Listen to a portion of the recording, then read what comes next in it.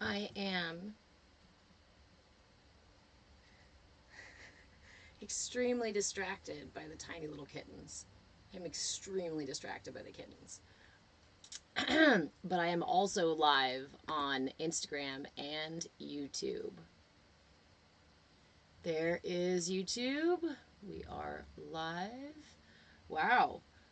Sorry, guys, I don't go live with people I don't know, but send me a message about going live and we can do so another time.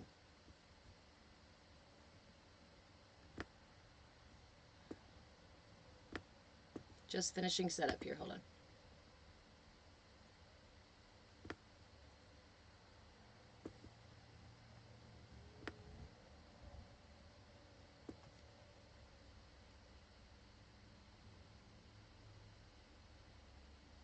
Kittens.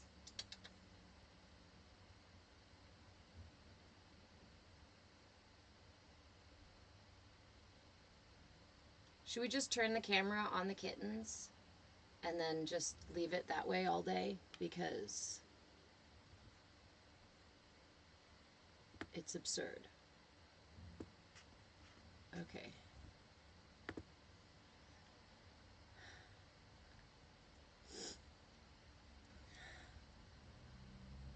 Yeah, yeah. Everybody's like, yes, yes, just give me kittens all day. Hold on. Are you trying to get him? Are you trying to get him?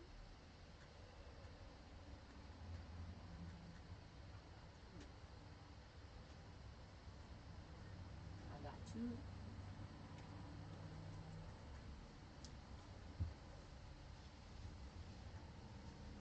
There's a third one somewhere. Hi, Joy. Hello, everybody. They're not going to stay long. No, that's hot tea. No hot tea.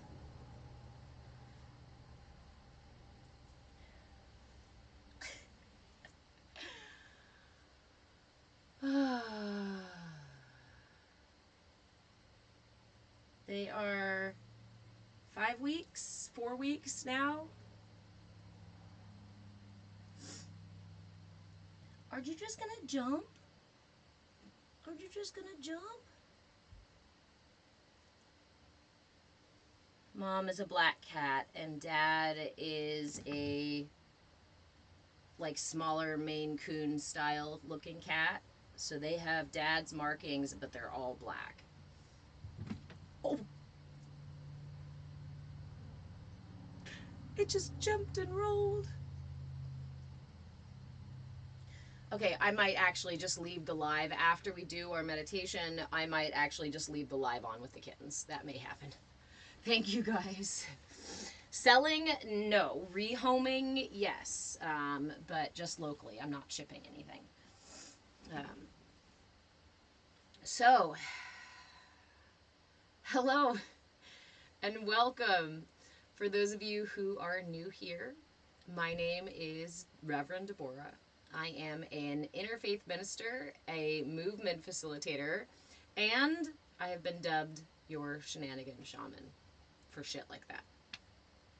This is our Bhakti Bites class. Bhakti means devotion in Sanskrit, so these classes are my little bite-size set of, let's see, devotion to self-care. That's the words I'm looking for.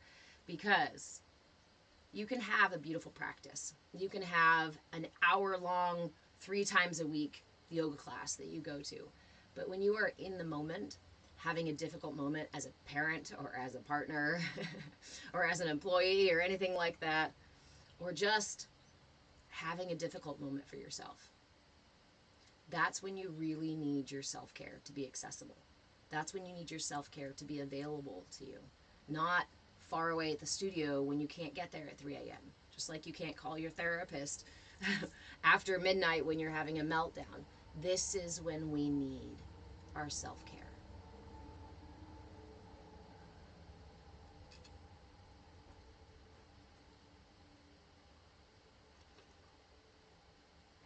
Thank you all for those of you checking in. Yes, I was diagnosed with COVID a little more than a week ago. We are still on quarantine here at home. And I feel a little bit like I've time traveled because I have just been shut away in the house for the last 8 days, 9 days, what have you. But it's good because I'm coming out renewed, right? Self-care was the topic today. It should be the topic every day.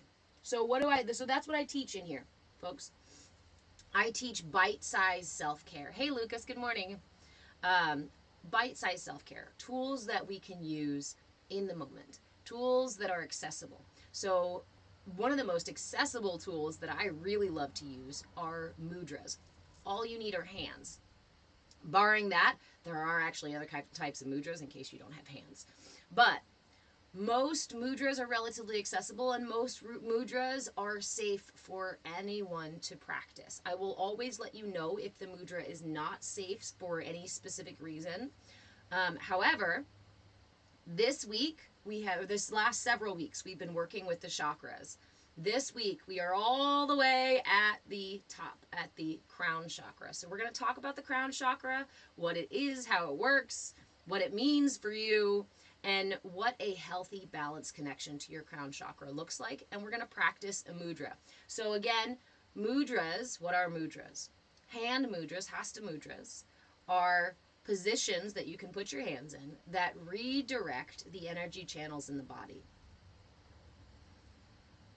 And when we hold our mudras, we hold them for a minimum of 5 minutes because it takes about 5 minutes for the energy to recirculate through your system. However, there are a handful of mudras that we do not do for that long.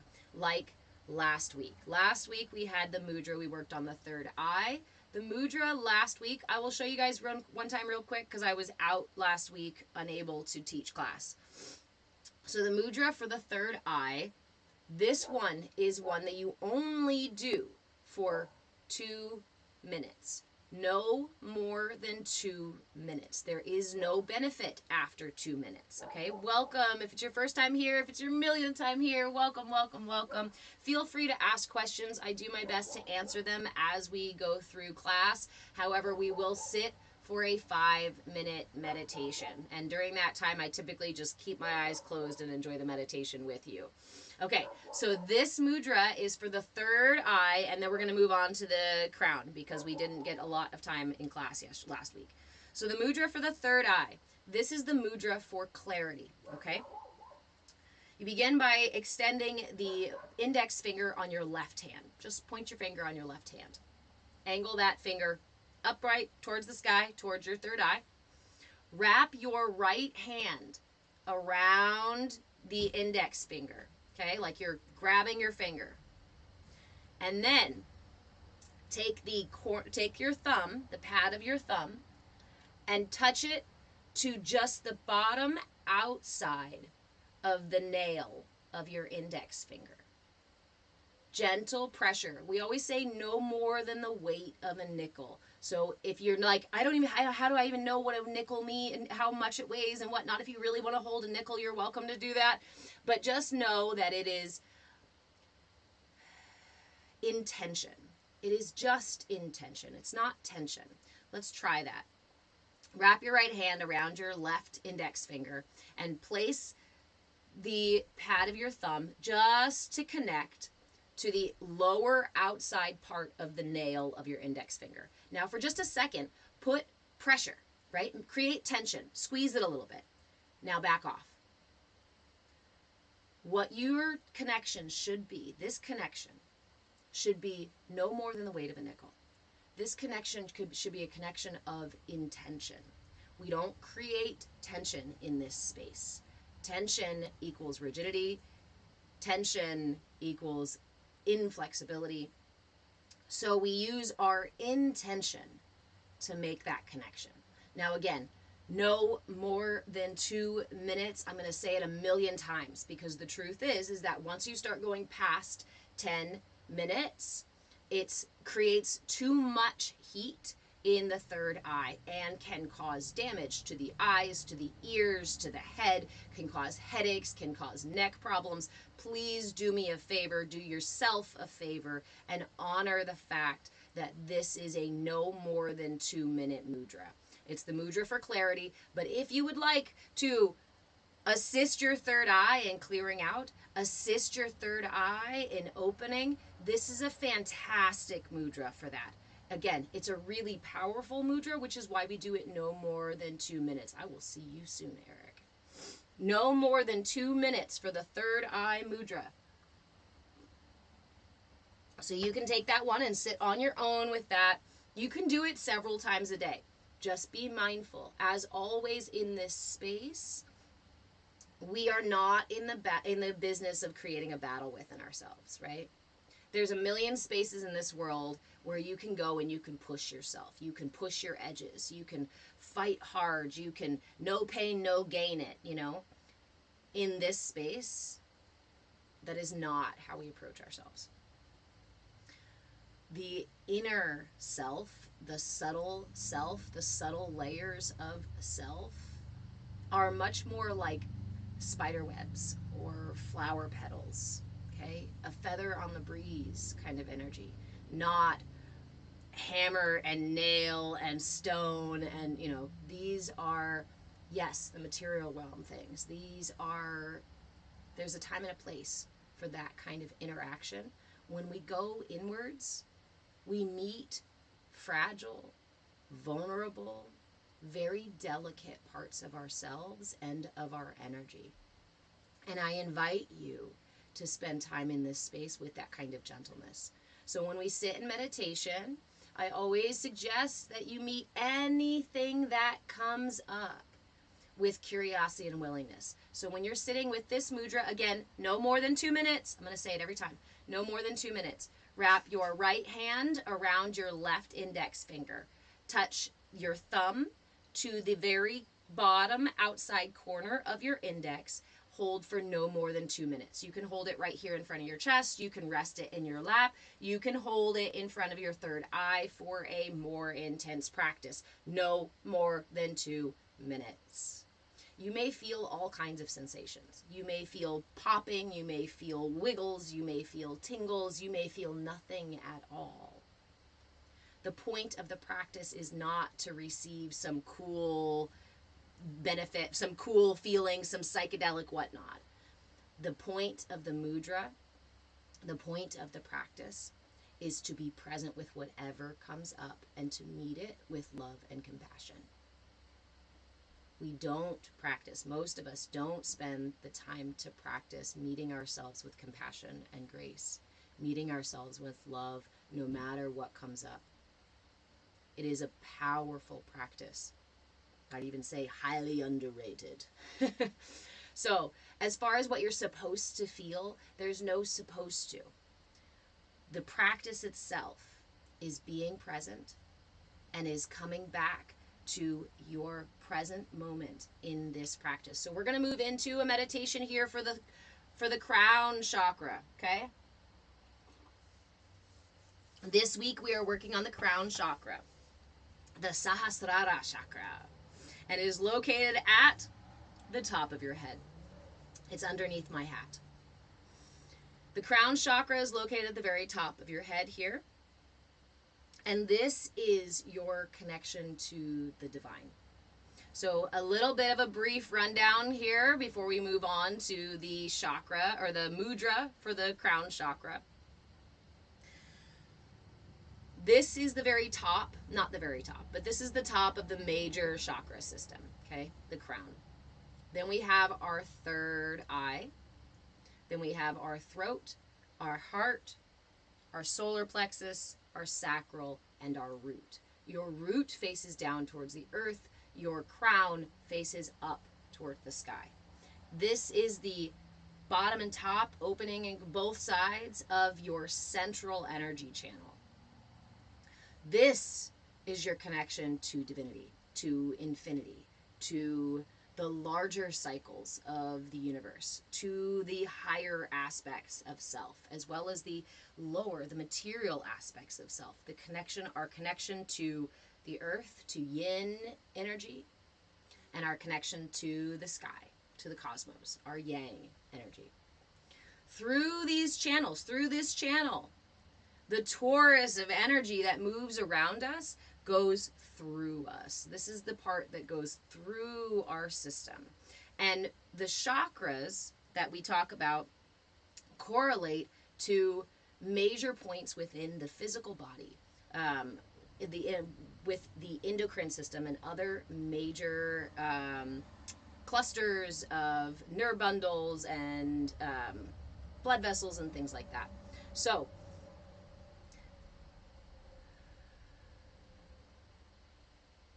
the sacral, the solar, the heart, and the throat all work on the material plane. All of them. So when we address the crown chakra addresses the entire endocrine system, addresses the honestly the entire system, but specifically the endocrine system as well as um, the mind, the brain, the head, anything like headaches or foggy mind. This working with the crown chakra can help clear the thoughts, can help balance the entire system. Okay? So again, top and bottom connects us to our infinite source of energy, our life prana, right? That runs through everybody and everything. Okay? Your chakras cannot be so closed off that you're not receiving prana. If you're alive, you're breathing, you're animated, if you're alive, you have prana, you have that divine prana flowing through you. That's it. Doesn't matter how imbalanced, doesn't matter how disconnected you might feel, you still have that prana flowing through you. So I want to offer that so we can trust. We can start from that level of trust, right? That already exists flowing through you. Now, your sacral, solar, heart, and throat all work on the material plane. These chakras have a front and a back that's directly behind it. Front and back. These are how we interact with the material world. Is the Kundalini an actual fluid? If so, what is the English term for that? There is a fluid that runs through the spinal fluid that runs through the spine and up into the brain. That is not Kundalini energy. Kundalini energy. Remember, we have many layers of self. Here in the West, we have not studied the several layers of self. So we have to turn to Eastern medicines and Eastern teachings and Eastern understanding of the body and of the world to understand these things. So for those of you new here, also understand that my education comes from inheriting my family lineage of energy work and working with energy work well before I studied the actual texts of the chakras and things like that. So there's a little bit of overlap there with that stuff. But your energy body is a layer of self that is beyond the physical self. Your entire self extends past your fingertips. If you extend your arms out past your fingertips. And we now in the West actually have started to study these things, so you can see really beautiful experiments and charts and things like that done on the energy torus that flows through our body and around our system. This is where the aura comes from. If you have ever been able to see an aura, if you're interested in seeing auras, hang around. We talk about this too. That is the energy given off by the body. Yes, there is a measurable energy that we can take account of, and it does exude an actual color. It's a very, very, very light, dim light, right? So it's a lot easier to see in low light. Is your energy self-quantifiable?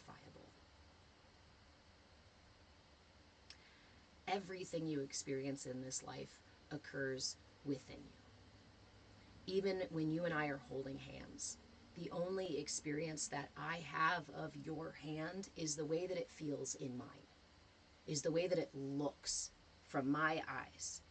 Okay? Everything I experience in this world, everything you experience, happens within you. So the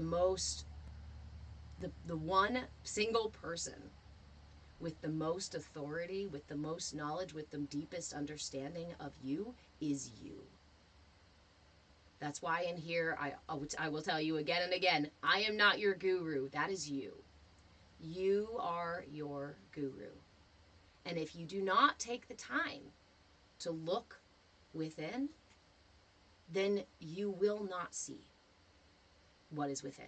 And no one else will either.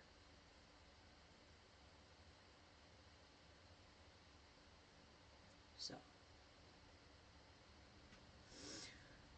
that said, where were we? So this is your material plane self, okay, from your sacral to your throat. I've always found interesting is the angle of the third eye chakra. The angle of the third eye chakra. You know that the third eye chakra is right here in your brow. Yes, the back of your third eye chakra is your pineal gland. Is the base of your skull here. Do you notice that? These chakras are parallel to the earth. The central energy channel connects you to yin and yang energy, that divine masculine, divine feminine, above and below. The third eye is at an angle because this is our go-between. This is how we connect. This is how we reach the higher levels of self. This is how we get into the deeper aspects of self as well. Welcome, welcome those of you who are new here. Okay. So,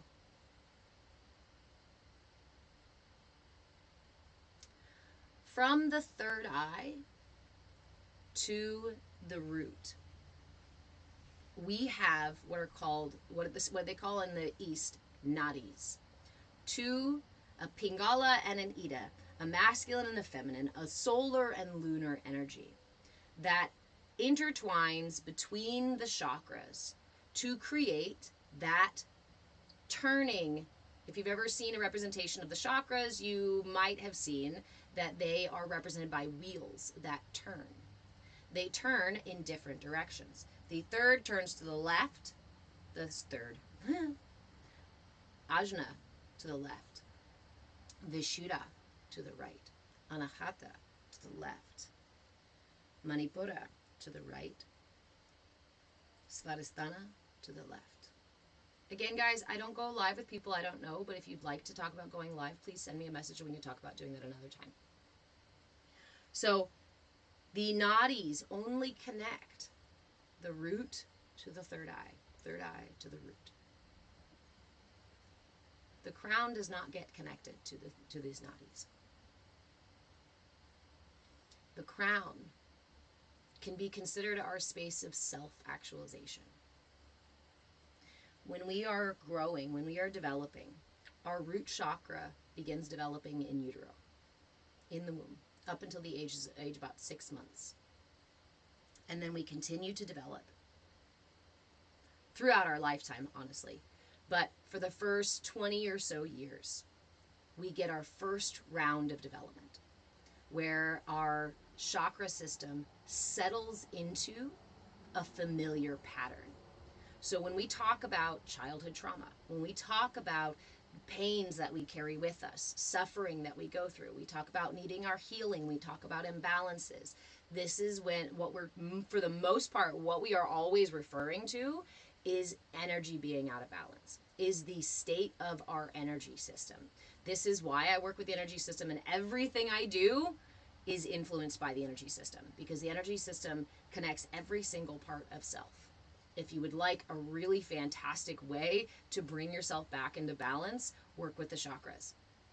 Work with your energy system. And this is, again, why I use mudras. So, we are working with the crown chakra this week. The Sahasrara. My Sanskrit is not perfect with COVID still. This is your connection to the divine. This is our place of higher self, of higher knowing. This is also, so each chakra has a demon, right? Has a way out of balance symptom. The way out of balance symptom here of the crown chakra is attachment. This is really important because this is something I talk about a lot, okay? And it's because it's really important. What we are seeing, hey Dee, what we are seeing right now in the world, I would subscribe to a disconnection from the crown chakra. What happens when your system is not receiving the divine prana fuel that it is intended to run on, right? Prana is what fuels you. Prana is your life force. Can we be totally disconnected from that life force? No. However, yes, exactly, Garcia. And we're getting there. You cannot be completely disconnected from your prana. However, if you imagine this like an instrument, like one of those really annoying recorders we all got in middle school, when you stick gum in there, when you stick fear in there, when you're apprehensive about expressing your energy or receiving energy through your system, it's not going to flow naturally. It's not going to flow very well, and it's going to end up getting stuck, stagnant, causing imbalance, and causing physical manifestations, as well as spiritual, mental, emotional manifestations of these imbalances. So, what do we see? Instead of our cups being filled with that infinite source that is intended to, we push and pull from finite sources. This is why attachment is the demon of the crown chakra. If you are not open and receiving that energy, then what we are doing is seeking that satisfaction for our system from finite sources. That can be other people's energy. That can be, yes, from one empty cup into another. That can be food. It can be addictions. It can be relationships. It can be intimacy. Now, the kind of attachments you choose are going to indicate which other chakras are out of balance and such like that. But any kind of attachment, any kind of push and pull on finite energy means that this is blocked. Don't fret. I'm about to give you a mudra to help build this connection again. So, someone just a moment ago, I'm sorry, I can't see the thing now, but you said, Buddha said that attachment is the root of all suffering. Why is attachment the root of all suffering? What is suffering, first of all, right? Pain is something that happens in life. I fall and stub my toe. I lose something. I lose someone. Things come and go. We live in a finite reality. Things rise and fall in a finite reality, and so do we.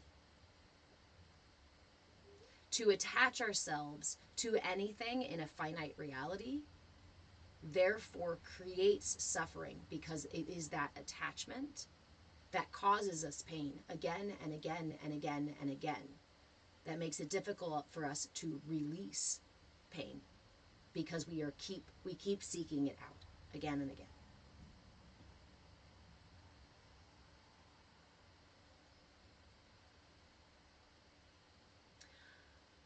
I'm always hard pressed to remember, guys, right? You are your own guru.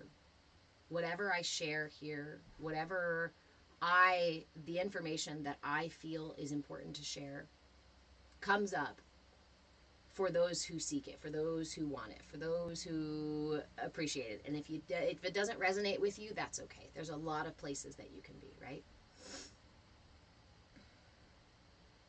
Garcia, are you giving me the Webster's Dictionary to suffer? To submit, to be forced to endure.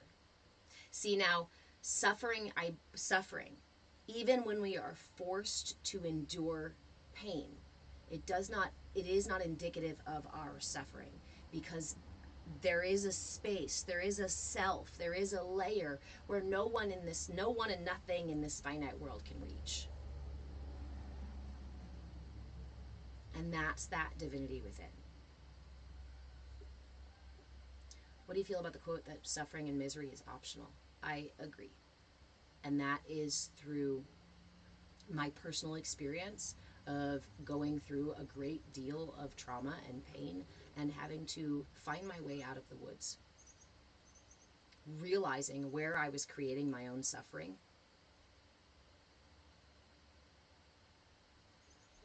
This is why I will never push anybody on the path of working on yourself, on internal excavation, because it really does take a layer of courage that I didn't think I had until I walked that path. So it's only for you to discover whether or not you have that in you and you want to go on this path. and you want to do this work because it's not easy, because it can be scary, because it can be really overwhelming, and it takes a layer of personal responsibility that a lot of us aren't ready for. It took me a long time to be ready for it. So again, don't shame or blame yourself for not being ready. Give yourself love and compassion. And in fact, in that compassion, you will get yourself closer to being ready to face those things, to see those things honestly, than if you tried to force yourself to it. There's a million places in this world that you can go and you can fight and you can be forceful and you can struggle and you can create suffering. This is not one of those spaces.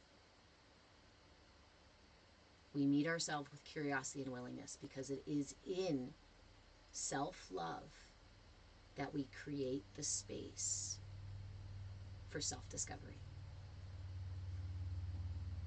Shadow work, Garcia, is the most difficult thing one can overcome. Yes. You struggle with the attachment of loving someone. How are we to experience deep love if detached? So I think this is a really easy misunderstanding about attachment. When I say attachment and detachment, when I say non-attachment, I am not talking about detachment. There is a subtle space in between. It's not black and white. I'm not either just completely attached to others or other things, and I'm not completely detached from them. That's where authenticity comes in.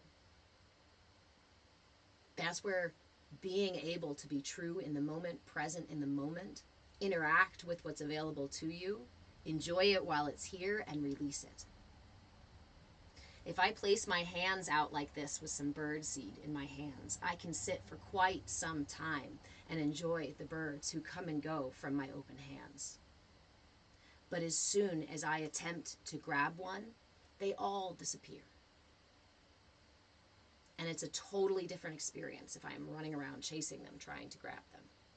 This is the difference between attachment versus detachment. Would be no birdseed at all and just sitting there completely void of experience. It is my understanding, and maybe yours is different, that we are here for the sake of experience. And therefore, complete detachment is its own imbalance, is the other side of the spectrum from attachment. But authenticity is the recognition that things rise and fall, that we are in a finite reality, so things have a time, things have a season. And love in particular, love is something that exists everywhere around us, all the time. Love is something we experience when we meet the world like this. Sometimes we have to go like this and not approach everything and everyone with those open hands. That's where healthy boundaries come in. And healthy boundaries is not its own imbalance. Now, there are boundaries that can be imbalanced. Do you see the subtle game that we are playing here? And I call it a game because it's playful, because it's fun, because it's an experiment, because I can tiptoe into one direction and then pull back a little bit. But ultimately, everything I experience, ultimately everything I seek arises from within me. So if I seek to experience love from a place not from need,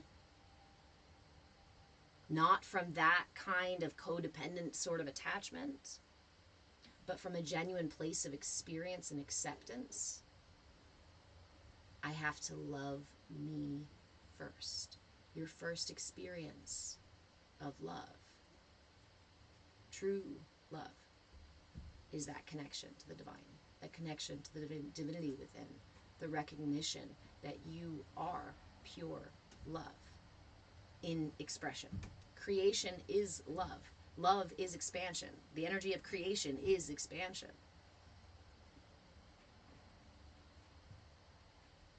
And that love is the prana that flows through you.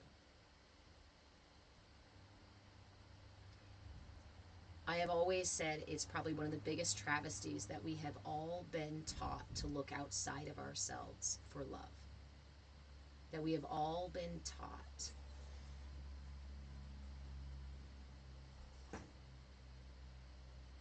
that love exists outside of ourselves.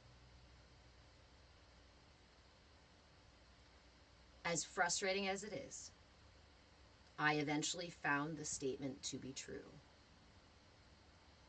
That you will not know love until you can give love to yourself. Authentic acceptance, wholehearted, unconditional love. You can spend a lifetime working on that all by itself.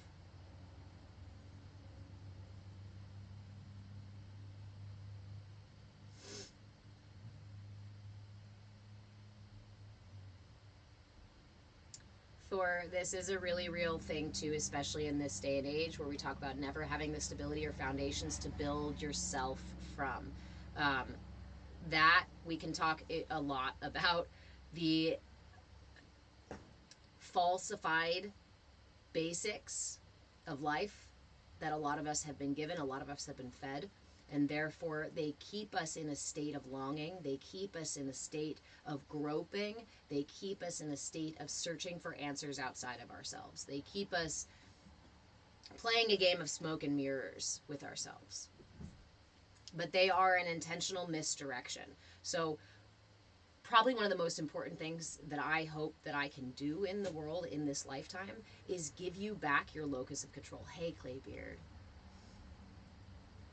Is to help you find the captain within. Because we live in a world where we are intentionally led away from the truth within ourselves, from the love within ourselves, the divinity within ourselves, the power, the strength, the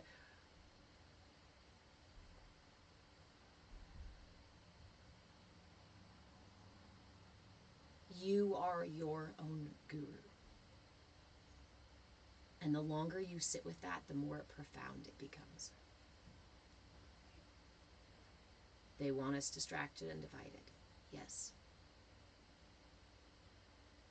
But it's not as hard as you think to get out from underneath the thumb of that kind of control.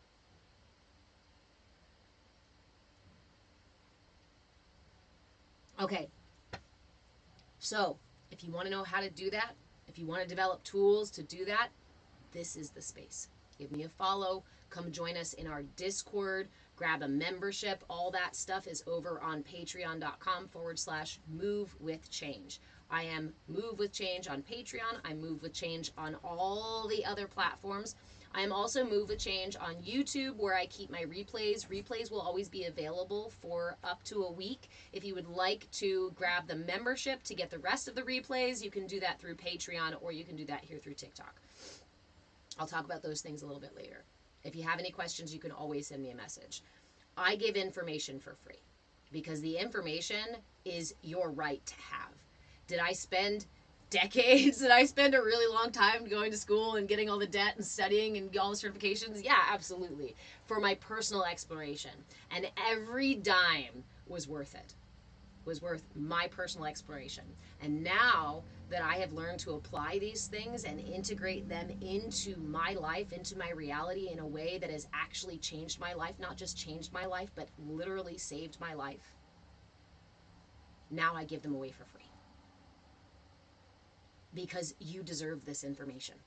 You shouldn't have to go through years of searching it out like I did. And there are people who are mad about that, and that's okay. You can be mad about that. You can come talk to me if you'd like to be mad about that. But what I do charge for is time directly with me. If you would like to work directly with me, my time is quite valuable. But I have several membership options as well as single session options for folks. You can send me a message, or you can find all of that on my Patreon page. All right, let's do this thing. You guys are very, very welcome. Again, follow me if you would like this information. I'm doing what I can to post the stuff. I mostly go live unless there's a reason I can't. Sorry, friend. Again, I don't go live with people I don't know. I'm gonna have to turn that off. Okay. Okay. So, also know that if you snag a membership, I prioritize my members for video responses. If you look through my content, I do a ton of video responses for people when you come in and ask a question in the comments. If you are a member, I prioritize your questions and I will make longer videos for you as well. If you come join the Discord, we can sit and chat for ages about whatever bit of this you would like to. Okay.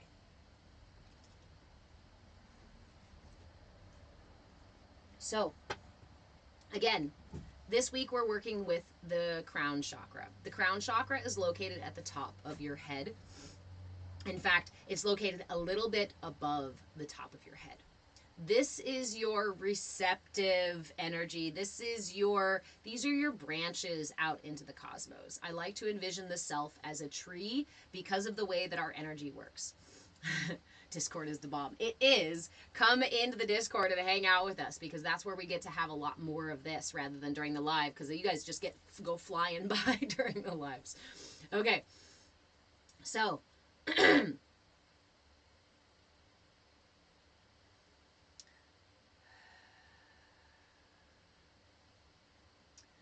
crown chakra doesn't start developing until our late adolescent, early 20 or so years, right? Before that, everything else builds. And our connection to divinity is going to be influenced by how these other chakras build, or how they settle into their position as we grow. However, this chakra operates differently than the rest of them do. And when the energy comes in from here, it almost kind of pours into the self. Same with the root chakra. When energy comes into the root chakra, it fills the self, the whole self, in a different way than these finite reality chakras work. So no matter what state your lower chakras are in, this can help clear imbalances. This can help strengthen your connection to divinity. This can help strengthen your connection to your higher self, to higher wisdom, to intuition, to just a general sense of peace and presence. It helps to calm the mind. So if you're someone who has a very busy brain, which I am often that person, this practicing anything with the crown chakra can help to calm the mind. So please be gentle with those kittens, honey. Which means moving slowly, dear. Okay? Thank you. Okay. So the mudra that we're going to use for the Sahasrara chakra, for the crown chakra, is simply this one. You may have seen this before. We hold it up here. So because this mudra requires us to hold our hands and our arms in a particular position, I know that for me, 5 minutes is kind of a long time to hold my arms overhead. So this is where we get that opportunity to meet ourselves with curiosity and willingness, right? We can meet ourselves with compassion and with grace. So we're going to set a timer for about 5 minutes, and we're going to sit for 5 minutes. You're very welcome, Alyssa. We're going to sit for 5 minutes with this mudra. Why do we sit for 5 minutes? Because it takes 5 minutes for the energy body to adjust to a mudra. Mudras work to redirect the channels in the energy body, and we are going to be holding this mudra for 5 minutes. When we are in this space, don't worry about seeing psychedelics. Don't worry about hearing your higher self. Don't worry about creating a perfectly clear mind. Don't worry about any goal. I want you to let go of every goal. Perfect. I'm glad you're doing it outside.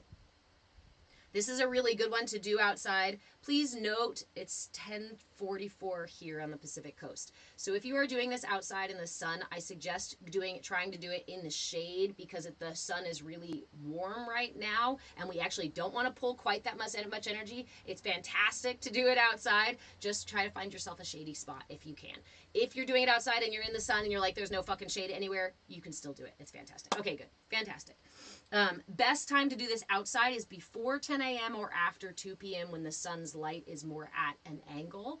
But when you are doing this, I'll give you cues for it since you guys are outside right now. Okay, so again, forget about all the goals. I don't want you to set an intention for any kind of outcome here. Okay? The most important part of your practice, the most important part of your practice in mindfulness is your intention and your attention. Our intention for these 5 minutes is to just, thank you, Timmy, is to just sit with the mudra. Okay? Your intention for these 5 minutes is to just sit with the mudra. Anything else that shows up is an added benefit, but not the goal. Second, you set that intention and you hold your attention on that intention.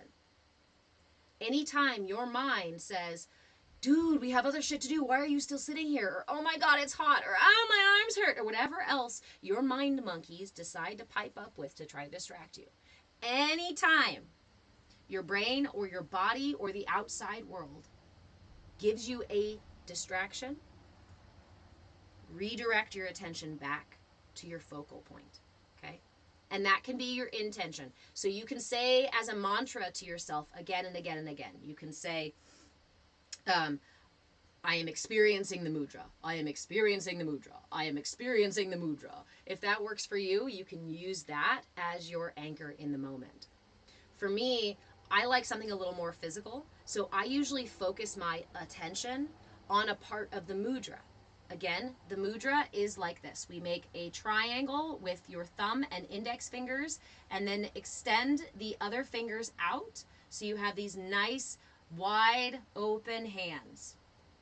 We hold, if you're experiencing any sort of pain, please stop the practice. We are not in the business of creating a battle within ourselves. So, what you can do, if this is too intense for you right now, meet yourself with grace and compassion, put your hands down, and you can still sit for those 5 minutes with your palms up to receive. If you feel like grounding, place your palms down. You can choose a simple mudra like the Gyan mudra, which just redirects the air energy in the body. The air is like the thought, chaos sort of like movement energy. So the Gyan mudra works to calm the mind by simply going like this. You can always revert to the Gyan mudra or to just palms up or palms down. And I encourage you to do so. Again, this is not a space where we force ourselves. This is not a space. This is not a no pain, no gain space. Okay? This is a space where you meet yourself with compassion and grace. Okay. All right. So, we're going to sit for those 5 minutes. Remember, if your arms get tired, go ahead and put them down. My arms will probably get tired during those 5 minutes, so I am going to go ahead and put them down when I'm ready. When we close our eyes, I would like you to pick your anchor, okay? Again, it can be the sound of your breath. It can be the feeling of the mudra where your fingers touch. It could be your focus in the center of this triangle. You could focus your attention on the way that your heart rises and falls on your breath. You can focus your attention on the tip of your nose or inside of your belly button. Doesn't matter where you focus your attention, as long as it is in the here and now, and every time your attention wanders off somewhere else, you gently, lovingly bring it back to your anchor, okay? This is the most important piece of mindfulness. It does not matter. All the other things that you get are boons on top of this. This is the core. Gen X music rules. Hey friend, you don't have to sit like this. You can sit, honestly, this mudra can be done seated upright. You can be sitting in a chair. You can be walking. You can be leaning against a tree. You can be laying down, but it is suggested that you do this one upright. I was doing this one last night in bed, laying my hands on my pillow, and that was a lot easier for me because I have a condition here that makes this difficult. However, It's not. Remember, it's not about pushing yourself too far. It's not about creating a battle within ourselves. Okay, are you all ready? Let's do this thing. I'm going to set a timer here for 5 minutes. It's 10. There it is, 10:50. So go ahead and find yourself your spot. You can be walking, seated, lying down, what have you. Grab your mudra, make a triangle with both hands, and then extend your fingers out and bring the mudra to about a couple inches above your head. Couple inches above your head. Go ahead and close your eyes, and we'll begin by taking 3 deep breaths. Inhale through the nose, pulling the breath through the lungs and all the way into the belly. And sigh it out.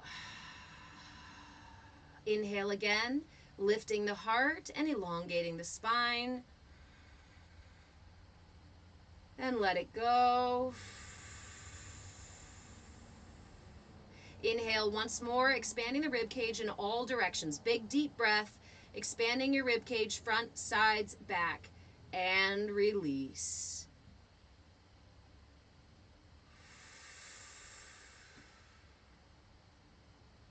Go ahead and seal the lips and begin inhaling and exhaling through the nose. Take a few moments here to find your anchor. Again, it can simply be the breath. Inhaling all the way to the top, exhaling all the way to the bottom.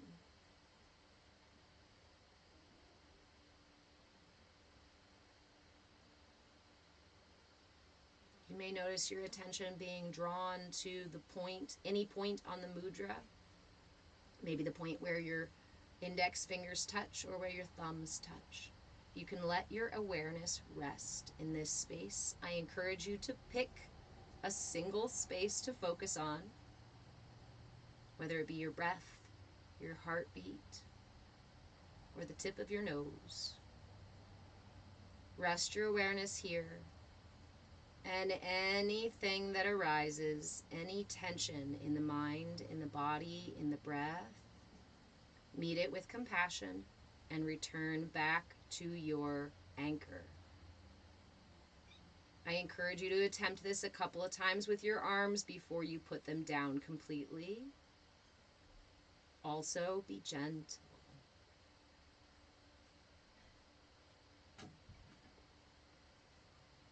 That's all we're doing for this entire practice. 5 minutes with the mudra, resting our awareness on our anchor with the intention of just experiencing the mudra.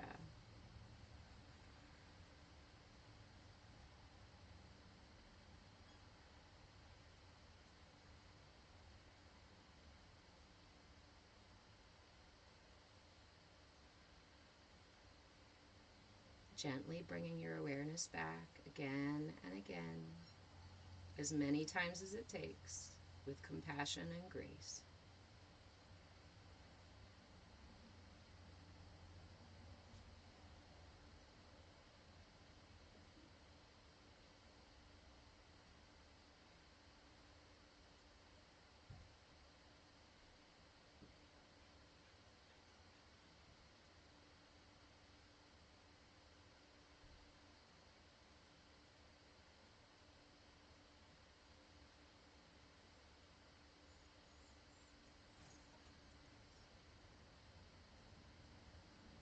It is common to feel any manner of sensation as you sit with this mudra for these 5 minutes. Again, do your best. Just let these experiences rise and fall the same way your heart rises and falls on your breath. A finite experience. Let it come and go.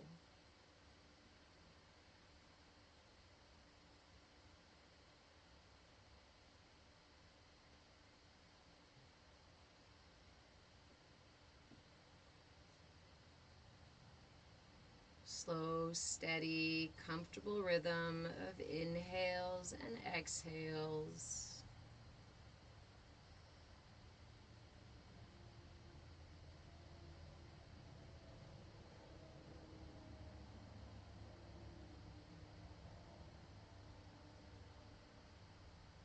There is nothing else but your breath and this mudra in this moment.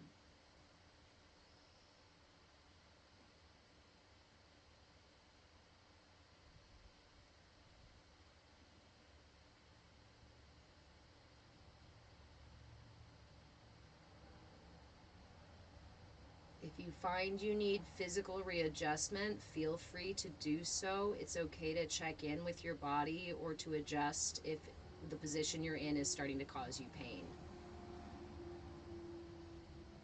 Gentleness, compassion. This is how we meet ourselves in this space.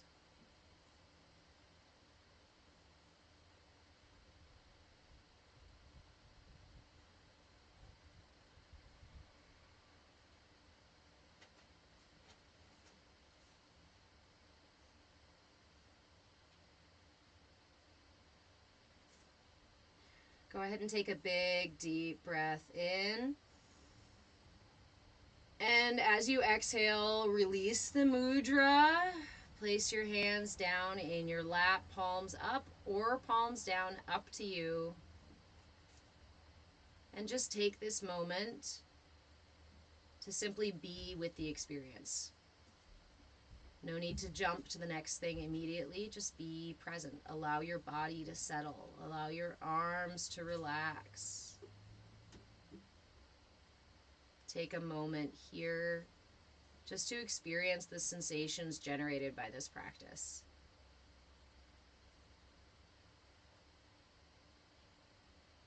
So often we forget that we are human beings, not human doings. And we go and we do and we do and we do and we do without the pause to be, to integrate in between.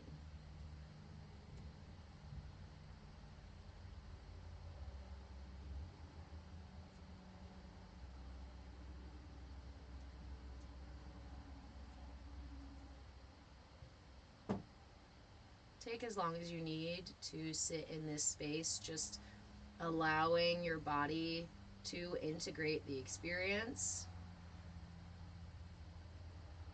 When you feel complete, I invite you to bring your hands together at the heart in prayer, or simply lay one over the other over your heart in gratitude for today's practice, in gratitude for this shared space, and in gratitude for the opportunity to connect ourselves to that divine prana that flows through us, to balance our channels.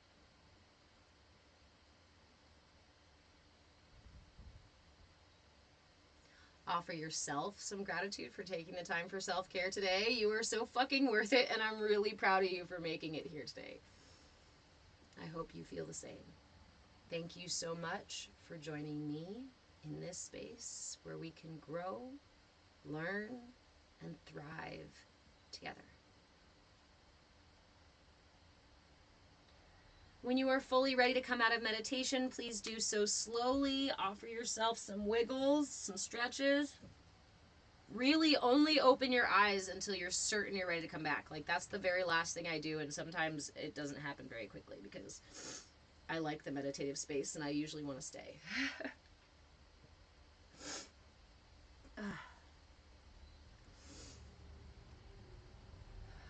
So,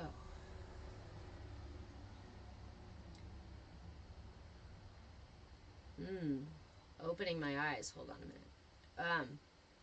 Fair warning, it is normal if you are working with the energy system after with your eyes closed for a while and then you open them.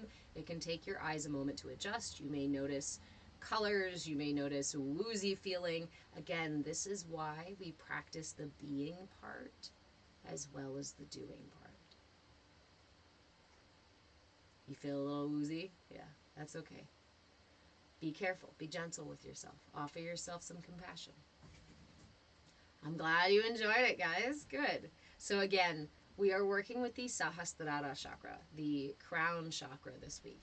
The mudra we are using for the crown chakra is this simple mudra right here. You create a, I just got ear adjustments. You create a triangle with your index and your thumbs, and then you expand your fingers out to open.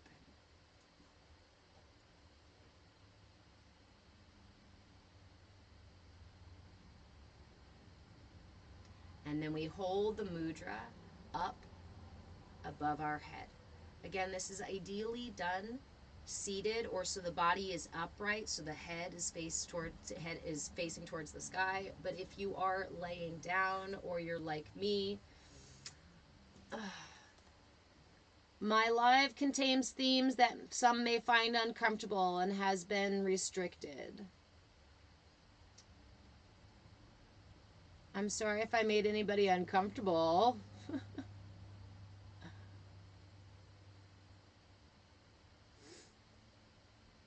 Is it okay to hold with the thumbs barely touching the head? Absolutely. Remember that you are your own guru. You are your guru. So I encourage you to take these tools that I offer and to experiment with them.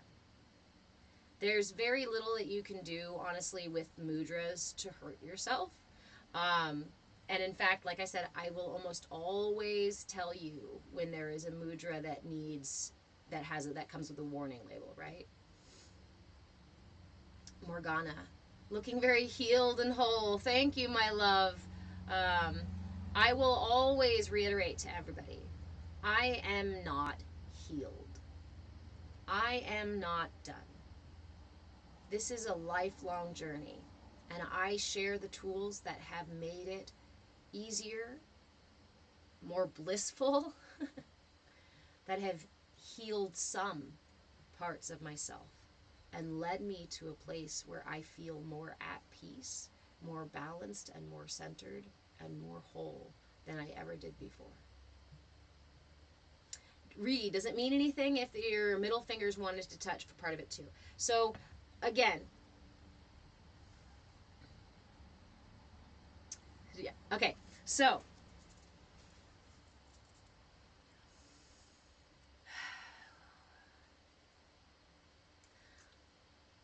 we tend to want to dissect our experience. Okay, thank you, dear. I always reiterate it, especially because it is social media, and a lot of times people come in and they're like, "Oh my God, you're all healed," and I'm like, "Whoa, I'm so not. I am so not. I still have my pitfalls. I still have my struggles. I still have my suffering. I still have my things that I choose to toil with every day. I still have ways that I don't meet myself with compassion and grace. I still have things that I do that I regret and I feel shame and guilt about." But social media is really easy for people to come in and say, "Oh wow, look at you. You're so amazing." And I'm like, "But I'm not." I mean, I love me, right? And hopefully you do too. But authenticity is where it's at, right, Luna and everybody? That's really what we're going for here. Verify to continue. Just so you guys know, I really, please come join me in the Discord. If you would like to see more of the reality of this situation, of me and of these tools and whatnot, and explore them more, come join me in the Discord. As you can see, TikTok actively hides my content, and a lot of other platforms also actively hide or take down my content. My content is not polarizing content. My content's not sensationalized. I'm offering you the tools to find your way home to yourself. And that is a dangerous thing in a world that benefits, that capitalizes on your imbalance. A world that capitalizes on leading you away from your truth. Polarizing in a good way, baby, right? So, if you want to dive deeper, we have to get off social media, because social media hides my content, actively takes it down, tells me that I violate community guidelines when I absolutely do not, and they won't explain it to me either, which is just very matter of fact. Okay, we're not going to play. So we have our own space. FYI, I just always try to say this too. I am looking for I guess it's a developer. I would love somebody to help me build an app so we're not even on Discord. So we can actually get on our own space and we can dive more deeply into some of these topics that are just not even available for talking about on social media. Deeper shadow work, tantra work, um, mindful descent work, interpersonal communication tools, nonviolent communication tools that will bring you home to your truth, to your authentic self. And your authentic self is a threat to anyone that would have you be controlled. And we live in a world that seeks to harvest your energy, your resources, your attention, your time, your focus. That is why when we sit in mindfulness, the most important things that we can cultivate is our attention, is our intention and our attention. Why? Your intention is your North Star. Your intention, ideally, is aligned with your truth, with your truest self, with your highest good, with your values, your morals, your deepest desires, right? Your intention is your North Star. Your attention is your compass. And sometimes your compass goes off this way and you're like, whoa, whoa, whoa, wait. No. We're focusing on that North Star. And then something in this finite world tries to grab your attention again. And you pull off, no, wait. Because if my attention goes away from my intention, what happens to my steering wheel? We know that when you're driving down the road, right? Hopefully most of us learn this. When you're driving, if you stare at the line, at either line on the road, what happens as you're driving? You start to veer towards that. Why? Because that's how powerful your attention is. Quantum physics has already told us for some time now that by the simple act of observation, putting your attention on something, you change the very molecular structure of it. Do you completely transform a thing? No. But your attention alone energetically changes. Attention is your compass. Your intention is your North Star. It should be aligned with your highest truth, with your authentic truth. And for most of us, we have to still uncover what the fuck that authentic self is. So we're like, oh shit, I don't even have a North Star. Okay, that's okay. I didn't have a North Star. But the one thing you can cultivate is your attention. I guess it's not the one thing you can cultivate. Your attention is your compass. Because every time I let my attention be pulled away to something else, my ship begins to veer in that direction. Even if I don't want it. This is the idea of self-fulfilling prophecy, manifestation of these negative things. I sit here and I worry about not being able to pay my bills. And I tell myself that my worry is actually helping me plan for it. But do you know what it's doing? It is just watering my sense of lack because I am spending so much of my attention on this feeling of lack. Even if I'm trying to build more, I am still consorting with my lack. The universe doesn't hear, yes, give me this or don't give me this. It just hears this. Lack, lack, lack, lack. I'm broke. Trying to solve this problem constantly. I am steering myself away from my own abundance versus, right, where your focus goes, energy grows. Yeah.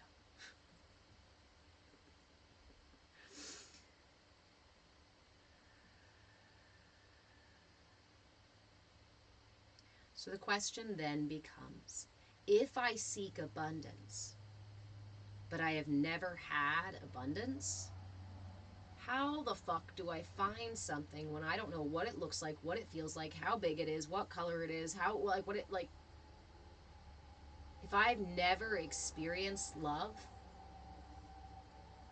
how do I, or I feel like I've never experienced love, how do I even find that thing? How do I find joy if I feel like I've never really experienced joy? In tiny little moments. in tiny little yeses. If I am searching for something and I don't know what it is, or I don't know what it looks like and all these details, I at least sometimes know what it's not. So if I am toiling in my mind over what I don't have and what I need, I know for certain I am definitely focusing on the lack thereof, right? So I'm going to turn and say, well, let me just focus on what I do have. Let me take just a second, the same amount of time that I was toiling over my worry, and just look around and be grateful for what I have right here, right now. I'm really grateful that I have these cute jumpers because I really love them. And those adorable kittens out there are just to die for. I shift my energy so quickly and so easily when I focus on these tiny little things. And it is these tiny little pebbles of now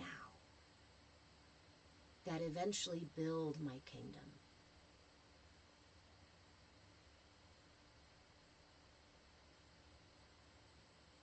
Sandra, knowing you always have what you need, we are always abundant. And it can be hard to get to that place when we were so used to being stuck in lack, right? This is new for a lot of us. And as you start doing this work, you will likely uncover parts of yourself that are attached to and continue feeding your own suffering. This is why it's not something I push people to do, because when you start doing that and you go, oh shit, I literally have fucking been the person doing that. It's me. It's always been me. Damn it. Damn it. Because then you have to take responsibility for it. I mean, or not, because you don't. You can see it and turn away from it and say, I refuse to look at it again. And you will maintain the level of suffering that you are in. If you would like to peel away the layers of suffering that we choose, if you would like to align your compass with your North Star, if you'd like to find your North Star, when you look up at the sky, if it is just all spots, then there's some excavation to do. There's some discovery. But it can only happen from inside of you because only you have full access. Only you have access. I shouldn't say full access because to find full access to the self actually does take time and peeling away of layers of boundaries and protections and things like that.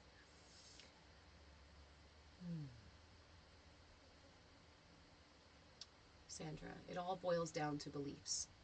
I like to play semantics a lot, so I hope I want to just say this too because I don't intend to offend anybody. Sometimes my brain attaches to words and I twist and restring things because our words have power.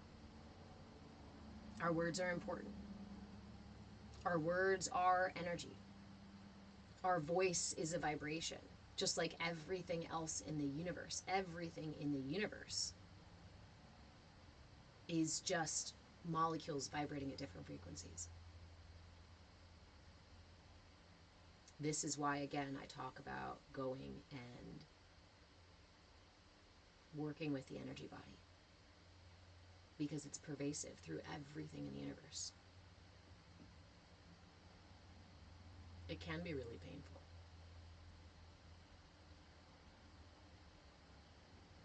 But my brain attached to that, and I think it let go of it.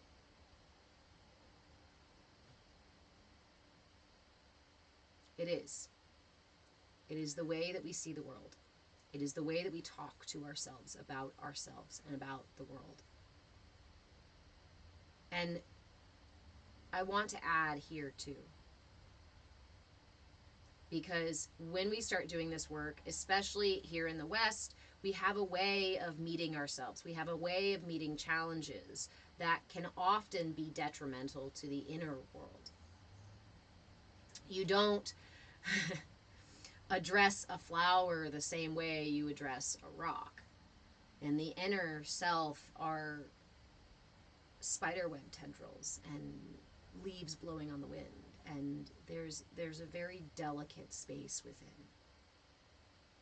And when we begin to do this work and we meet parts of ourselves that we feel things like shame and guilt about, what do we do? But we meet them with that same intensity of, oh, fuck, this is a bad thing. This part of me that always yells, my road rage part of self, right? That part of me is shitty and I just want to get rid of it. Well, you are already creating suffering. You're creating a battle right then and there. And that battle, that push, creates tension. When we are tense, energy does not flow freely. Tension is really good and important for building muscle, yes. But there's tension and rest. Tension and rest. Remember, you're not just a human doing, you are a human being.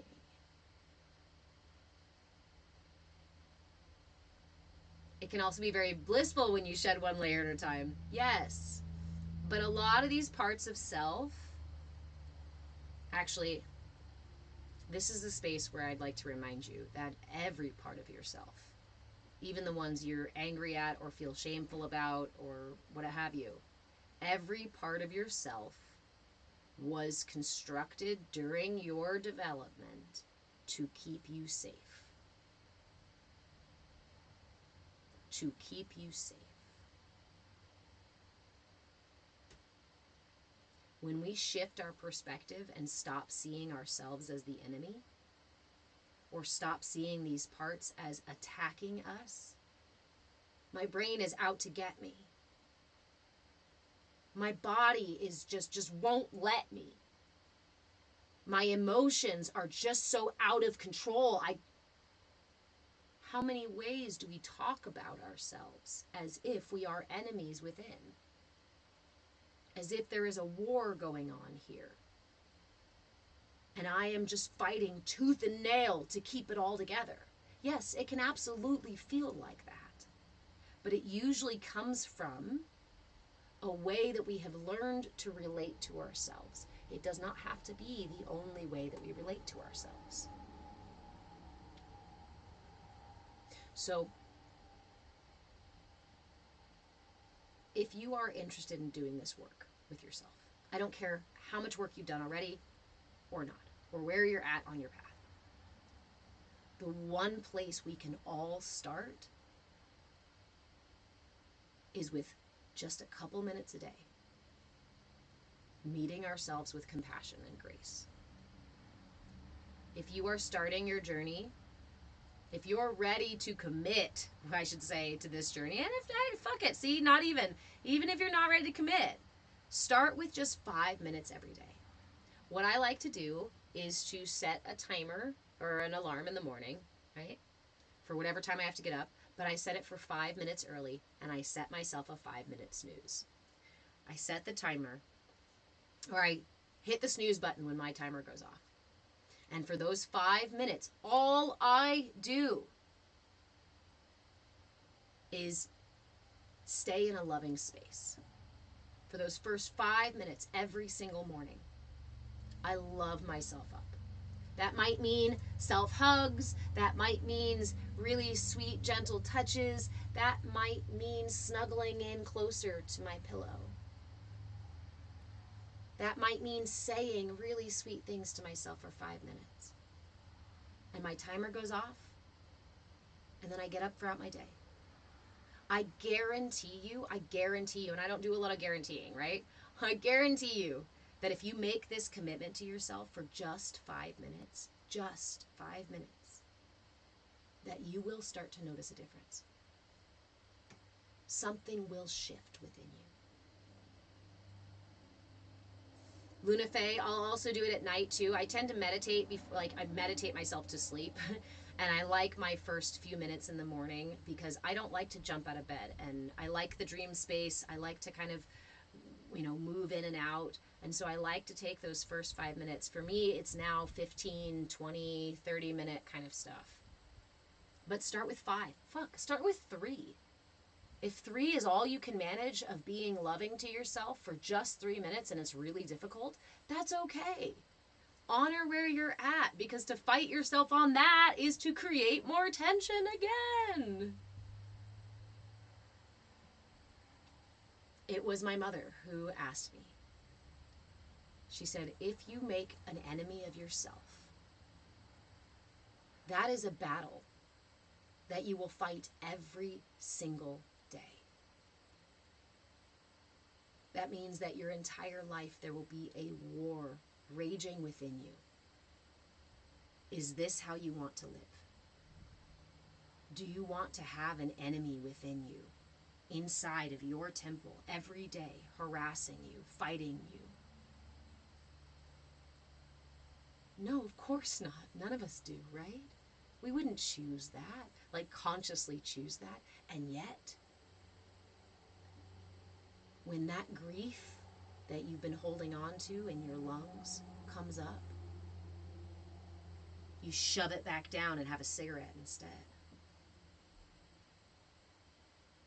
When that rage starts to writhe out of your liver, you go shh, shh, shh, shh, and have another beer. When fear comes tapping on the inside of my mind and says, oh no, oh no, oh no, what do? I fight it and I scream at it. How many ways do we fight ourselves?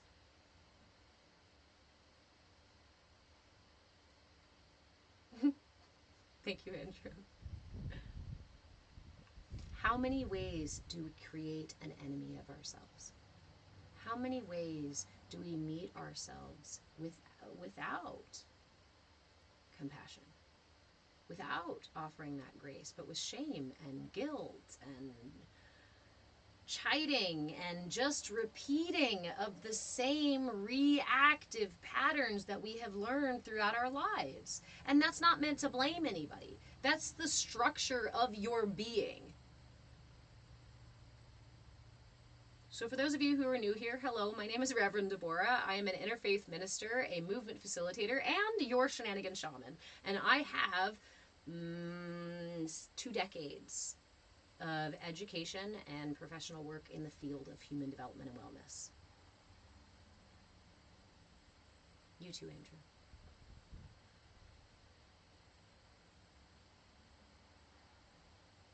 And I think the coolest stuff that I ever learned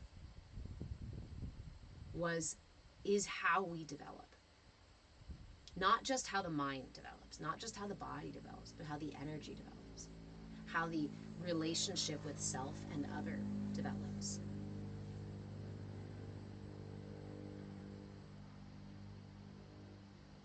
During your first 8 years of life, your brain does not even come out of the theta brainwaves. Whether you're awake or asleep, your brain is still in what we call a dream time.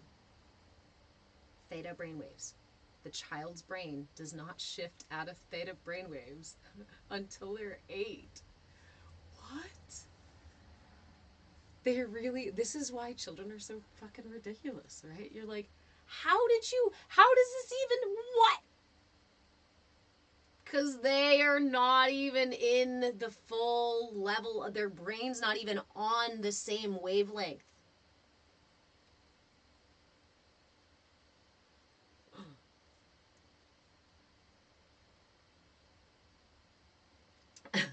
Interesting perspective, Joe. Nothing means anything. It was all made up by humans. Interesting. Getting information from the world is asinine. I personally don't agree, because I recognize that some of the most profound things that I have come to understand about myself happened through the reflection of the outside world, through my reflection from the outside world.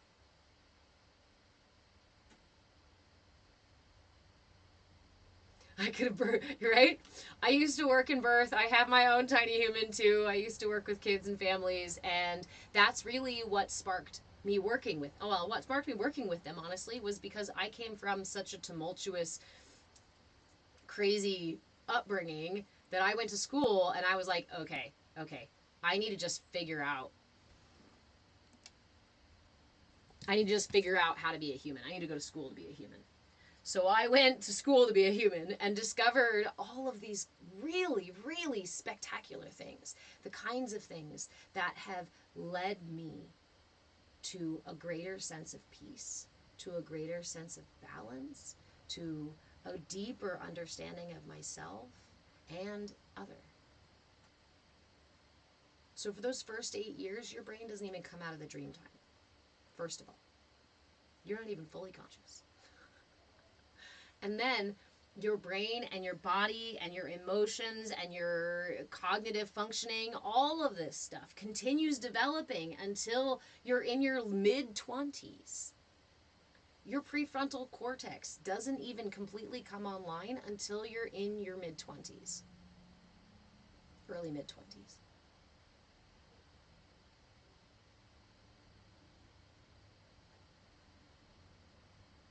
Literally something somebody made up.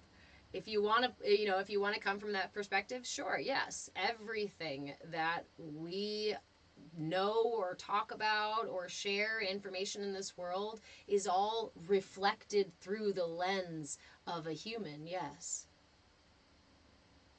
And there's a lot of deeper conversations we can have about why that is,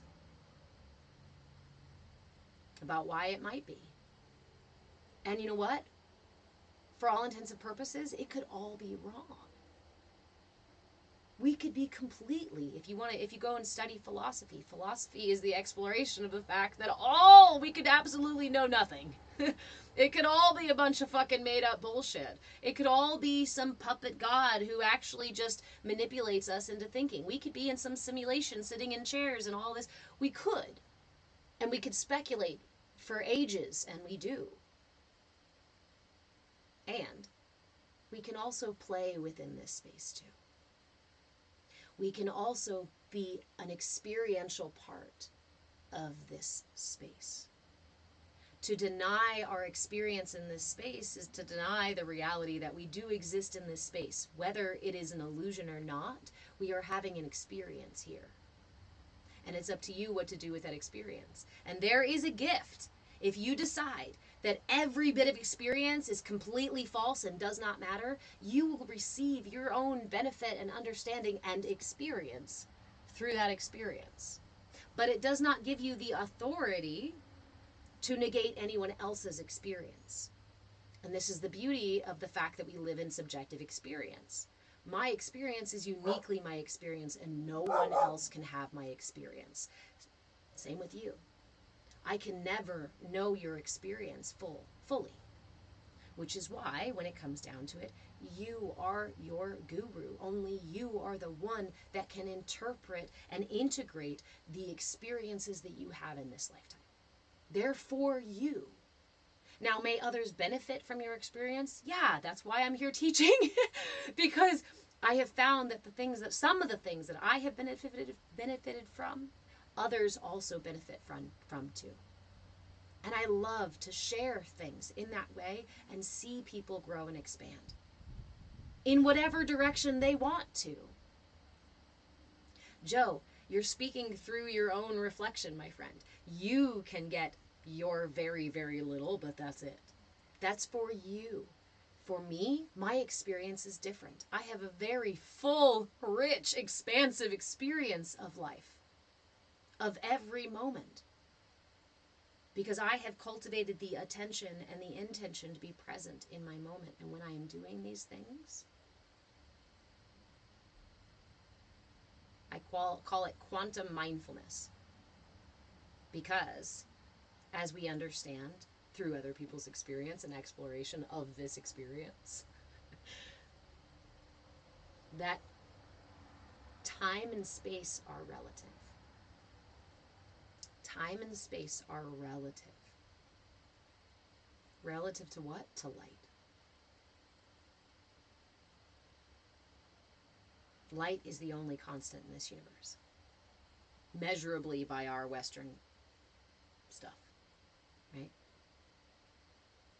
I can change the quality of my experience the quality, the movement of time in my life, and so can you. Yes, Lab, thank you. Each individual experience has the ability to expand the experience of the whole. It is with our collective individual experiences, it is through the collective individual experiences that we are only able to see the whole, because I can only stand from my corner of, I am only that facet. I am only this little facet right here. And my entire life is going to consist of what I can see from this facet. Now, I may find others beside me who share very similar views from very similar facets, and we are going to see the world the same because we're on the same side of this gorgeous little gem that is reality. This is why it's so important for us to have a spectrum of individual experience, because the universe is not linear, small, boxed in some this. It is an infinite unfolding of experience that we are privy to. And it's up to you to do what you want to do with that experience. I cannot tell you what to do with that experience because it's not my experience to have. It's a prism, Chris. Yes. It's a prism. And what happens when light hits a prism? It fractals and turns into all these different colors. So why do we have individual experience? Because we are fractal light.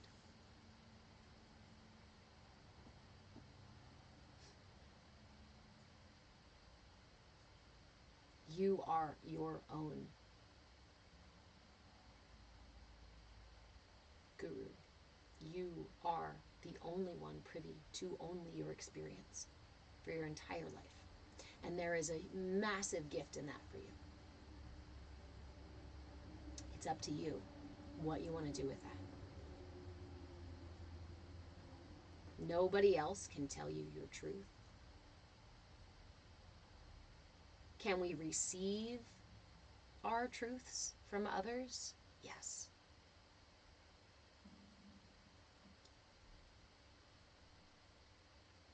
But I can never stand in someone else's truth. Multiplicity of self and mind, yet most people think singularly. Yes, and in fact, in the West, we have a tendency to believe ourselves to be very singular, monotone. I have one brain, one vision, I have one, self.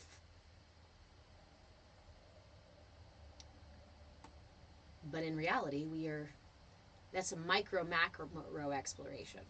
I could say there is one prism in my hand. Yes, there is one self. There is one prism. But when light, when we get into the very nature of that thing, we discover an entire universe within.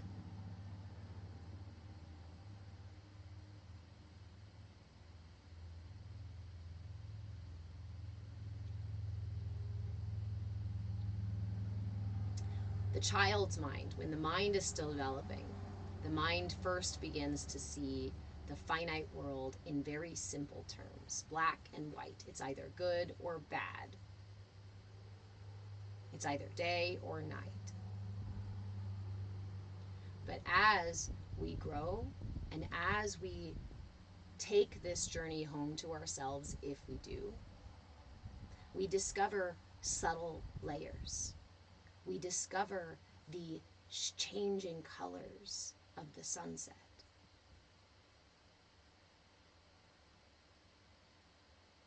Or not. You can spend your entire life never seeing the sunset and only going from day to night, good and bad. Aw, thank you.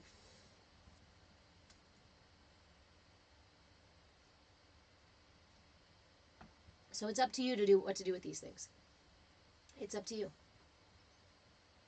And there's a million places in the world where you can get a million different perspectives. Hey, hello, Earthling.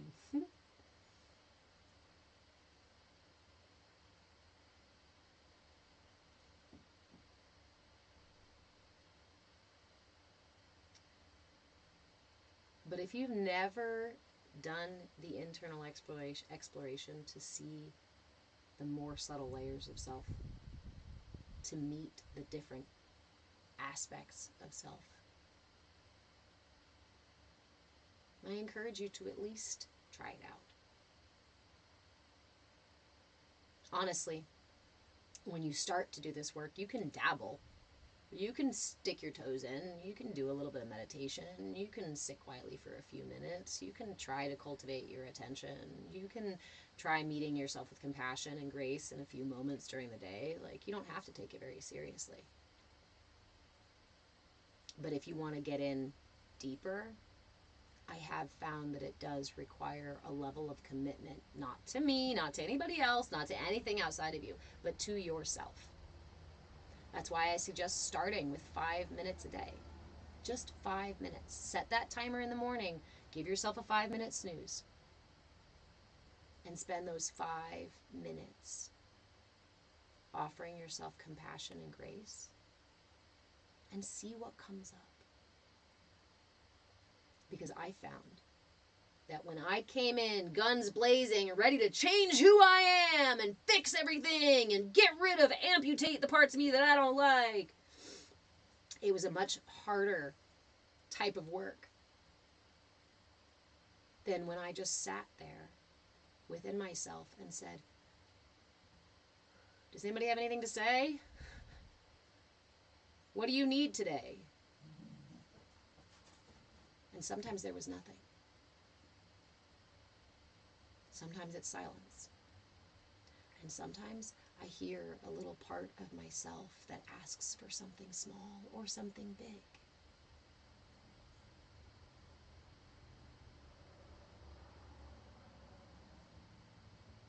They use trickery. This world is a game of trickery. It is a game of smoke and mirrors, of illusion.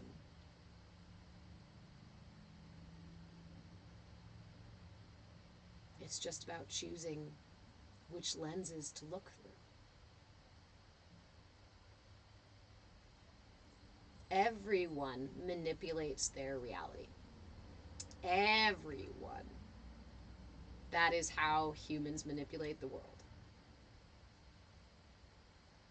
But manipulating the reality from an authentic place is different than from an inauthentic place. And most of us, if you haven't done the work to go inside and discover what your authenticity really looks and feels like, then you're probably being inauthentic.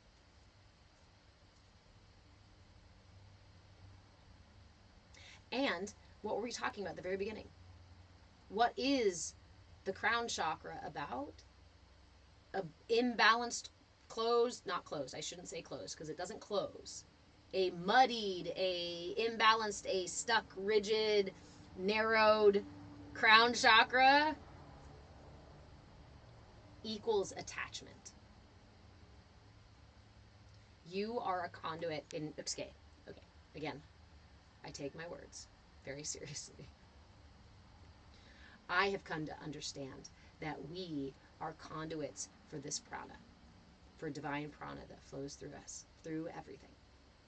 And when we allow that prana to fully flow through us, that is our authentic nature. That is an expression of our authenticity. Our authenticity is love for self and love for other. Authenticity is the purest expression of your divinity because that unconditional love, self and other, is divine love. And divine love is prana, is the prana that flows through you. What doesn't work quick, Stephen?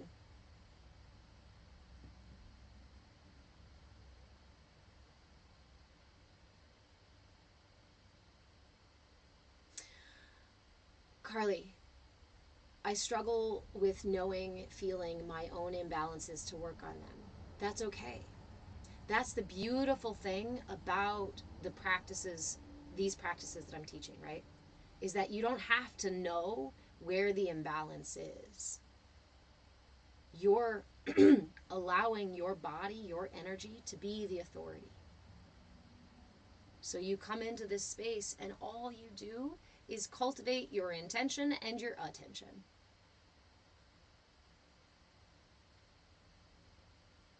When I am sitting for those 5 minutes every morning with myself, I am bringing my attention back to my intention, which my intention right now in those moments is just to be with myself, just to be kind and gentle.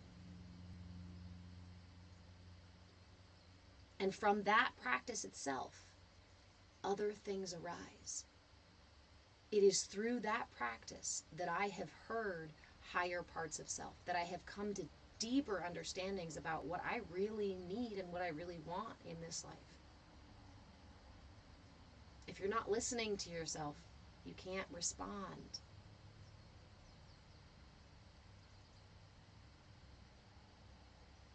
Responding is to become responsible for your actions and choices.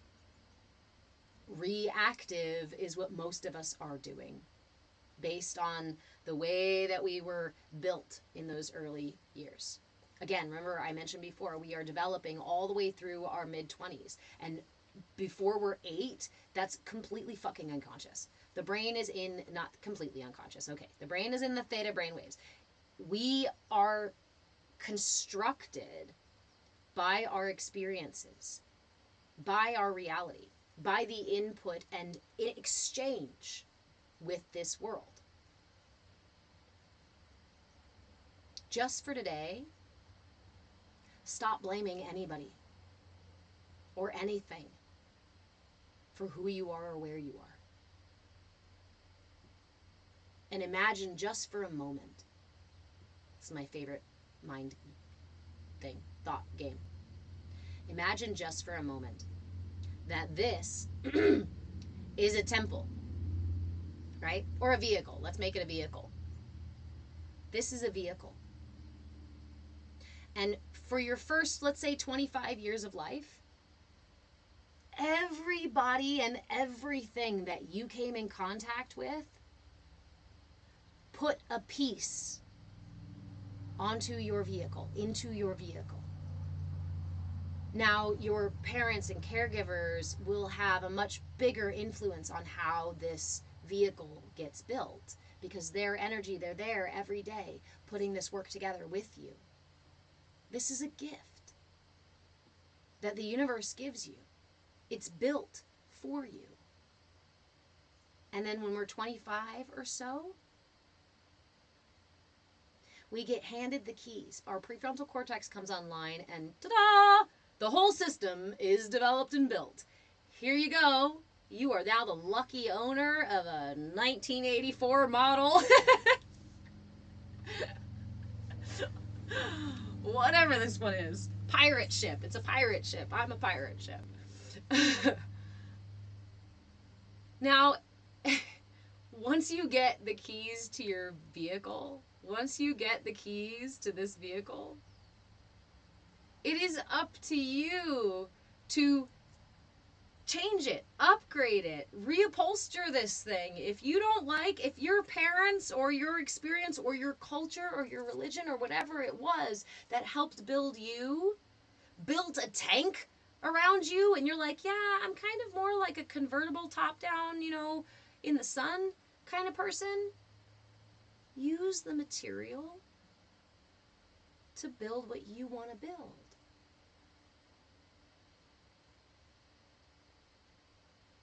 Agreed, Joe. There is no certain point where you stop or start being, but there are definitely cycles of growth, of cycles of death and rebirth, of cycles of change. And this that I'm speaking of is one of the many cycles that we live within.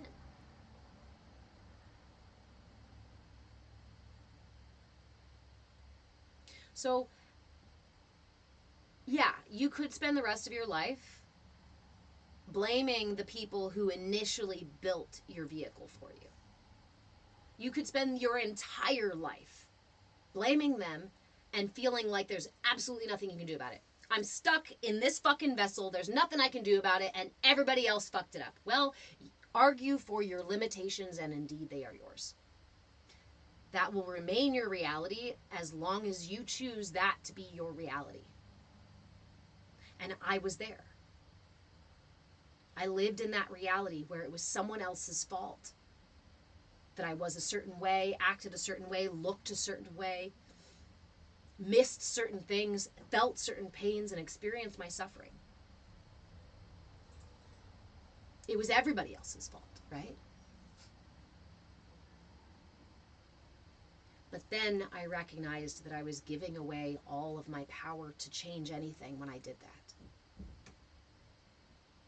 Guilt, shame, fear, and blame are giving my power away. Here you go. Take it. Take it. Go ahead. Blame others. Guilt myself. I am just a victim of my reality. Argue for your limitations, and indeed they are yours. Argue away.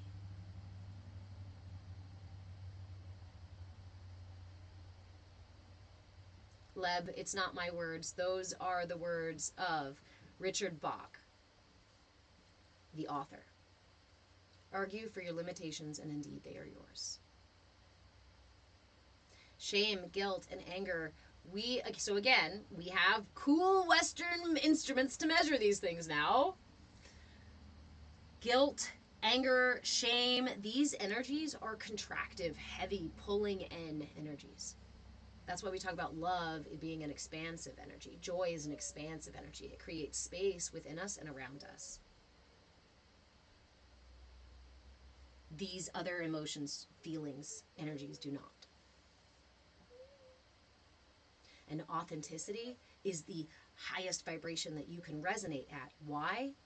Because it's all parts of you active and participating in the here and now.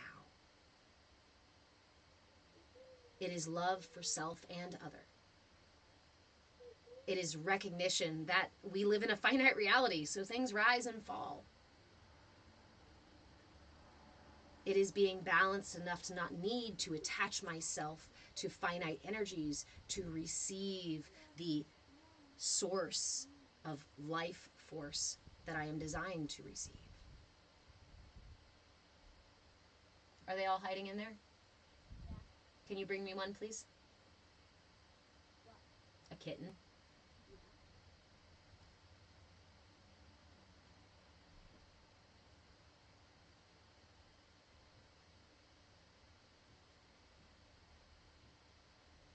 Interesting, Joe.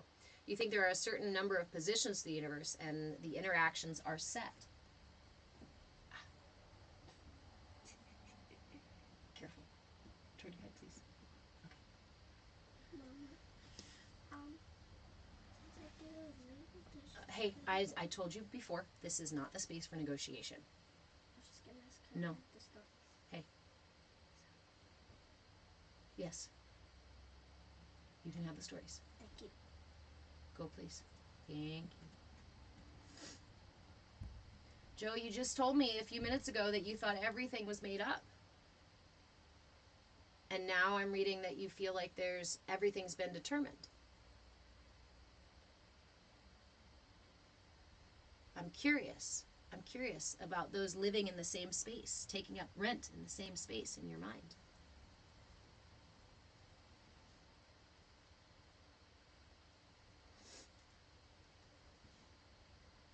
I mean, that leads us down the path of free will. Now we're talking about free will. Does free will exist? How much free will really exists if everything in the universe is a pattern? Is there a space within the pattern to account for chaos? Yes, absolutely. The oxymoron of everything is a pattern except for within the pattern is the pattern of chaos.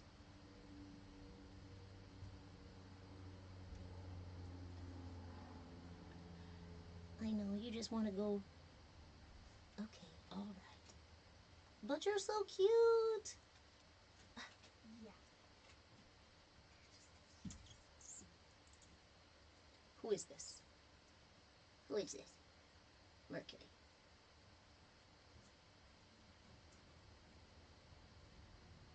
Give the people what they want.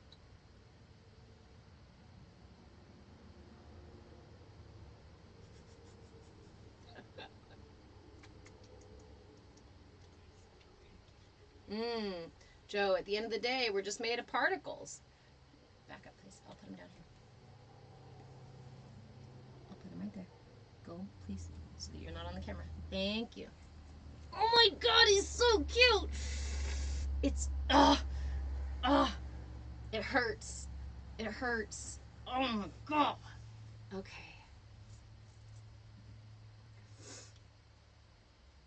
Josh, how do we calcify our pineal gland? I'm not in the business of calcifying the pineal gland. But when you spend time clearing your pineal gland, clearing your third eye channel, drinking lots of water and taking good care of the body, these are ways that you can decalcify.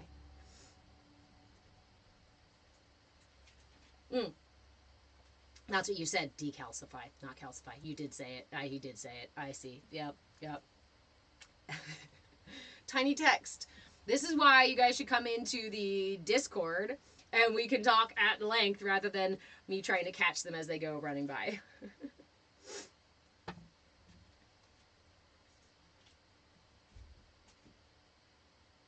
Are we special if we're all made out of the same particle? Again, micro, macro. You could zoom in enough to say that everything is just molecules, right? And it will all be molecules.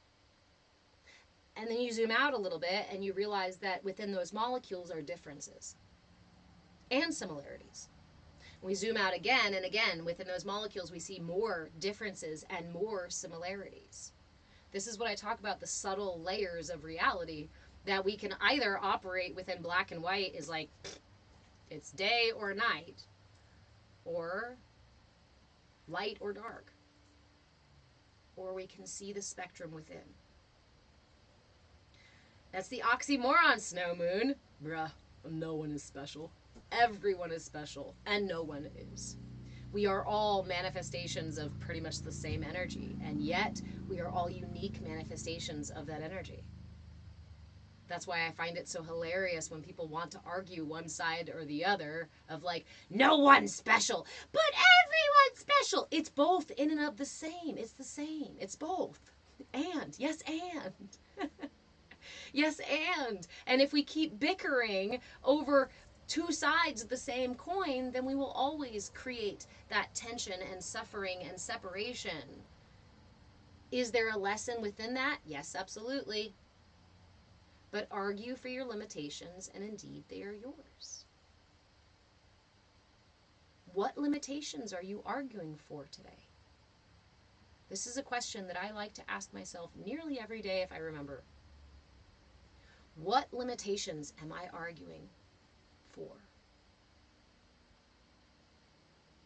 And there are some limitations where I recognize I am arguing for a limitation, and you know what? Right now, I don't see any other fucking way out of it. So, yep, I'm going to argue for my limitation. But at that point, it's conscious. I am choosing to argue for that limitation, and I'm aware of the fact that I am arguing for that limitation. And that awareness alone gives me the opportunity to see outside of it.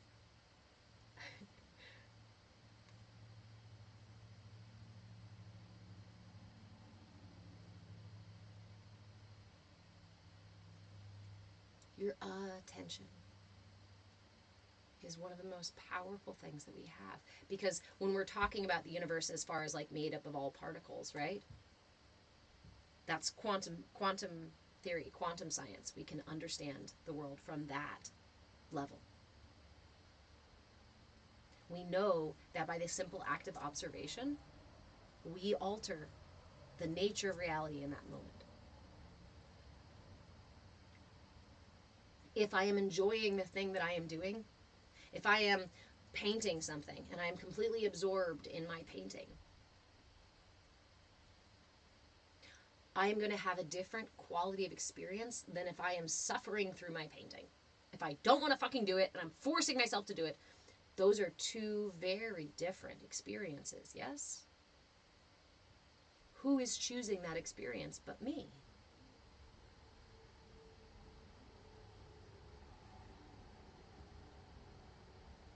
recognize that you are, consciously or unconsciously, choosing your experience. And that, again, you can choose to stay on the gross layer of that and be like, I'm either choosing it or I'm not.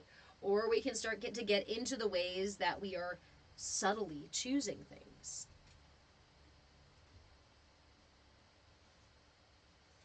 Vada, I feel like I'm choosing depression today because it's so strong. My friend, this is something I like to talk about a lot because I live every single day with depression. Depression is a housemate of mine. And there are days where I take depression on a walk, where I lead depression through the day. And there are days where depression is so heavy, I can't carry it by myself. And so some days, depression leads me and I stay in bed all day long. Some days, anger takes the reins and drives this fucking horse. Some days fear steers my ship directly into the storm or away from a challenge that I need to actually face. But if I have not taken the time to have conversations and to recognize that these are parts of myself that are doing this, that I am a part of, that I can interact with, then there is nothing I can do about it but sit here in my ship without oars and go, well, life is just happening to me. Life is either happening to you or it is happening through you. It is your choice.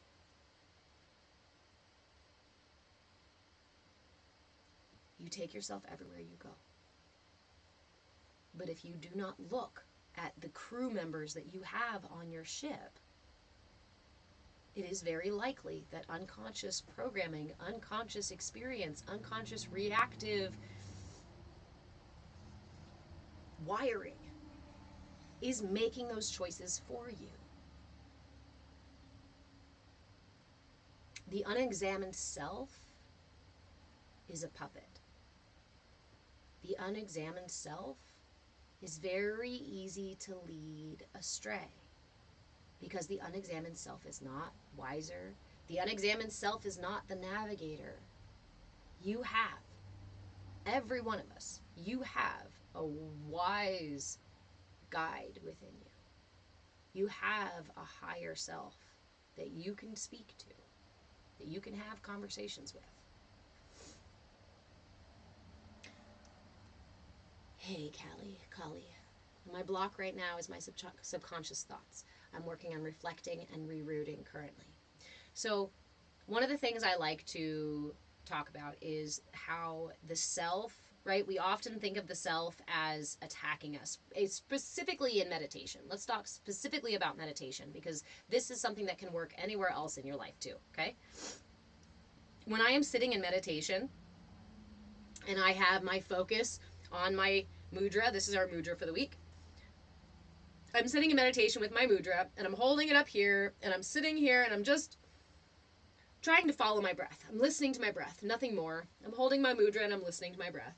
And my brain goes, you know, you really should fucking stop meditating. You should go eat something. Or I bet the kid needs something. Or what is the dog getting into?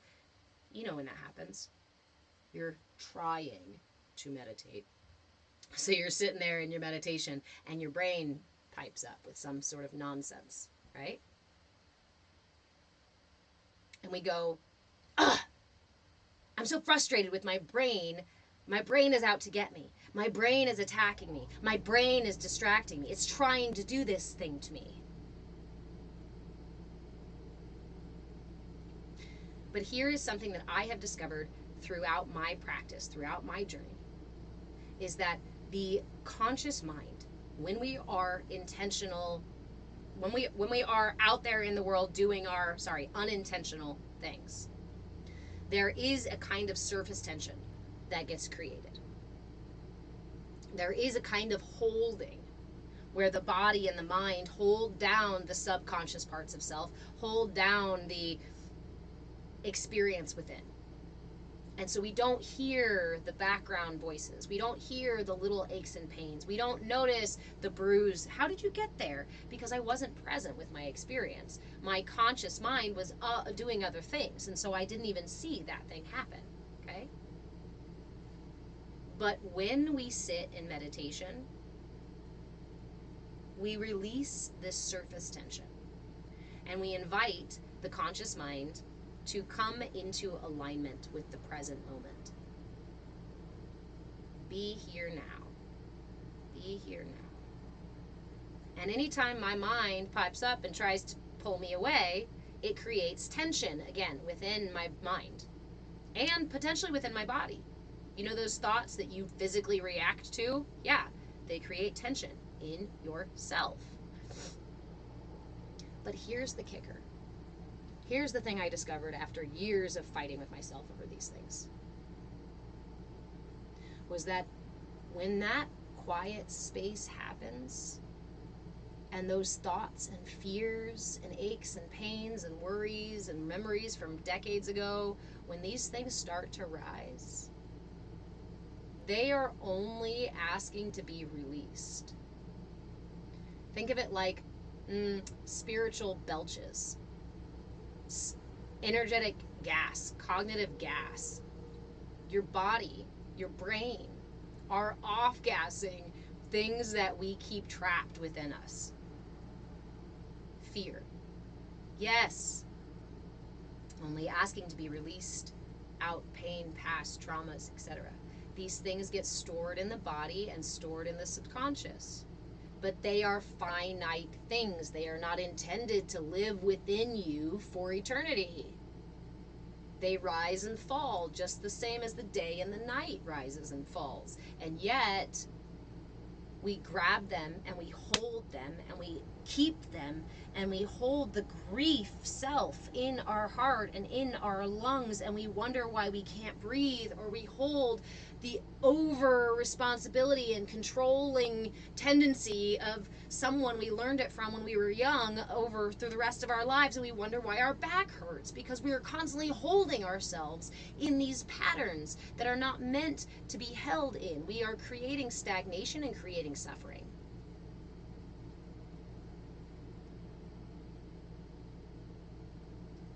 Farts.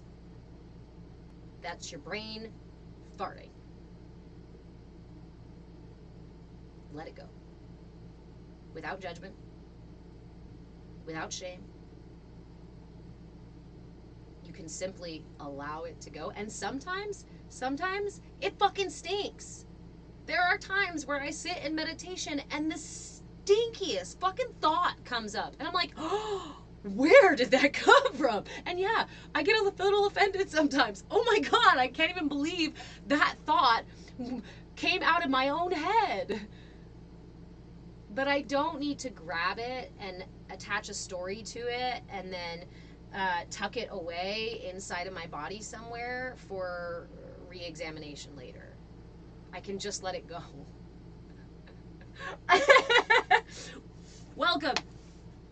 Welcome to those of you who just came into the room when I said farts. I am talking about emotions and thought patterns and memories and pretty much anything that arises within the self is an attempt to be released.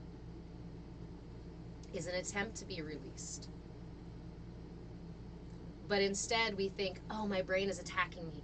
For those of you who have had experiences that were scary or traumatic and resulted in ruminating thoughts that sit here and just eat you away, and you're like, why the fuck is this keep coming into my head?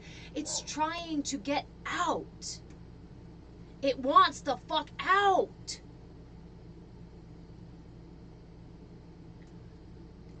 AJ, I do not receive forceful energy from anyone. I have well protected energy field, and I do not unconsciously connect to people who I do not give permission to connect to my energy. I have seen you talking through the comments for a while, attempting to do that. I am letting you know that that is not what I am here for, and that is not welcome.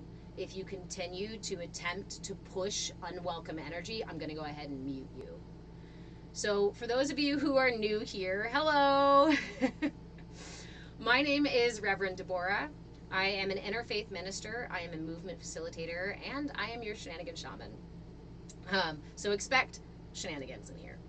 Also, this space is what we call our CAYA space. CAYA. CAYA stands for Come As You Are, because authenticity is the purest expression of your divinity. And that's what we're going for here. All the things I'm teaching in this space are to assist you in clearing out the nonsense that is hiding your captain from you. My hope is to not lead you home, because I can't lead you home. Only you know where that is. But hopefully I can give you the tools to make that journey a little easier. And hey, if what I offer here doesn't resonate with you, that's okay. There's a million places that you can be. But again, thank you, Gigi. CAYA, come as you are, right? Because we want your authenticity. But authenticity is not aggressive or verbose. Authenticity is not obtuse. Authenticity is love for self and other. Authenticity does not need to belittle anyone, because authenticity is perfectly at peace in themselves. So sharing this space requires a level of personal responsibility for your words, your actions, and your energy that you bring to this space, so that we can all appreciate this space together. Being able to show others respect is directly indicative of how much respect I can show myself. Being able to love others or be compassionate to others is directly related to my ability to be compassionate and loving to myself. So when I see someone, or when you see someone acting out of imbalance, I encourage you to offer some compassion. Hurt people hurt people. We operate from our unconscious programming until it becomes conscious. And sometimes we need to walk in and be a fucking hot mess and see ourselves reflected back for us to take responsibility for it. So this space is open for people to come and go. But just like a temple, which is open to everyone, if you go into the temple and create chaos and disrespect and make it difficult for other people to appreciate the space, you will be ushered out until you can be personally responsible enough to come back in and share the space. It is not meant to hurt your feelings or to demean you or belittle you. It is about personal responsibility. And to cultivate a safe space for all. Remember, what's the saying? The mark of a tolerant society is intolerance of intolerance.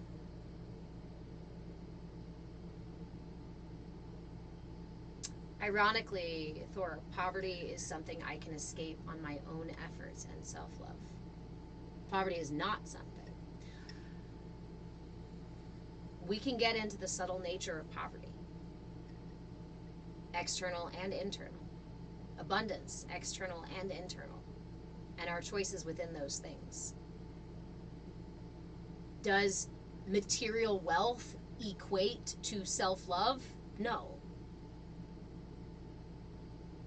Just like poverty does not equate to self-love.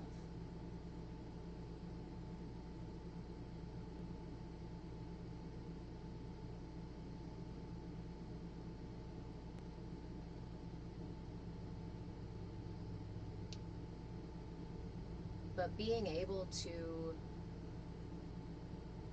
manifest your truth in reality is part of the world we live in, is part of the nature of this reality.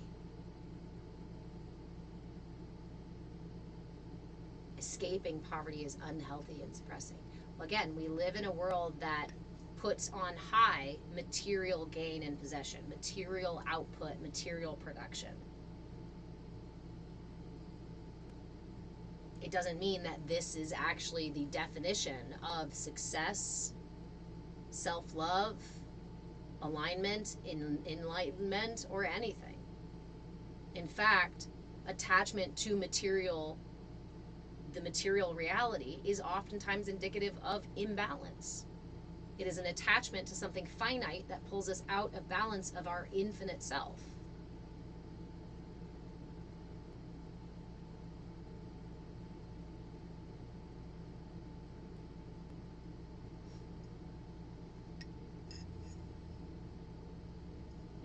Zark. Co-respond with the universe, and she answers with synchronicities. It is a dance.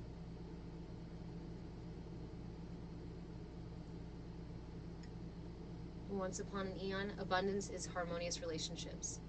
In one aspect, yes. Right? Abundance is many things.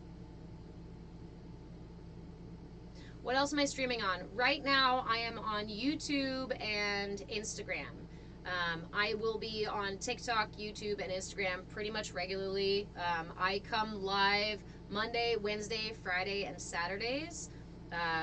My schedule is pinned at the top of my content on most of my channels.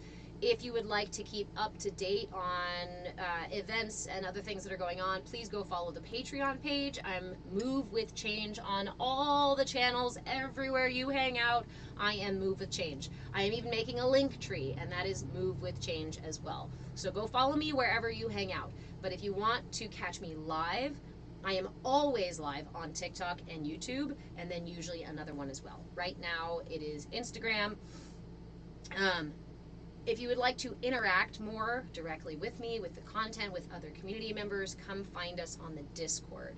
The link for the Discord to join for free is on my Patreon page. On my Patreon page, you can also snag memberships if you would like to get my replay library, if you would like to get group coaching or private coaching or content requests, things like that. All those things are available with a membership. The only thing I charge for is time with me. More of my time equals more of a membership. The information I share is free. I have spent decades gathering this information, applying this information, testing it out, trying it on, and finding these tools, developing this toolbox that now I have the opportunity to just hand over to you.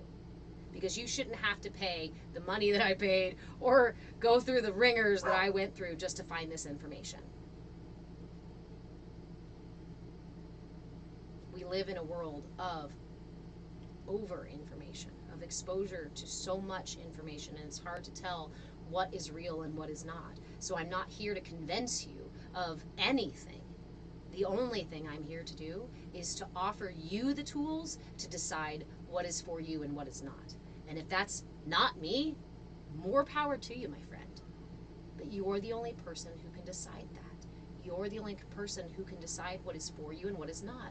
And I wish I could see a world where people felt confident in their own authenticity to really be there and to simply say, no, thank you, when it's not for you. So oftentimes we lead ourselves away from our truth by saying yes to things that aren't for us, even unconsciously saying yes to things that aren't for us because we don't even realize we're saying yes to these fucking things. How the hell am I supposed to lead myself out of the suffering that I am unconsciously creating unless I look at what I am unconsciously doing? How the fuck am I supposed to see what I'm unconsciously doing? Mindfulness. That's why I teach the simplest of tools.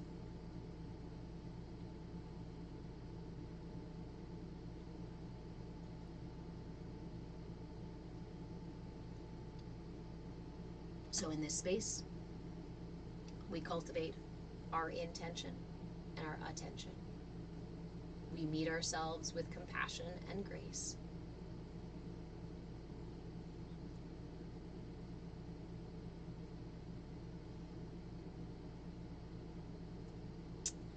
Maria, I mentioned guarding energy and attention. How can one do that to avoid leeching energy?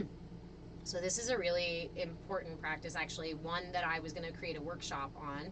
And now that you ask, we are done with the chakras this week, so that's what we're going to be doing next week. This is our last week for the chakras. So Maria, stay tuned. The lives next week will be all about protecting, grounding, balancing your whole energy system, okay? Again, we live in a world where many of us are not connected to the infinite source of prana that is intended to fuel our systems. And in lieu of a full cup from that divine prana, we push and pull from other people, other things, other situations, food, substances, relationships, intimacy, work, product output, anger.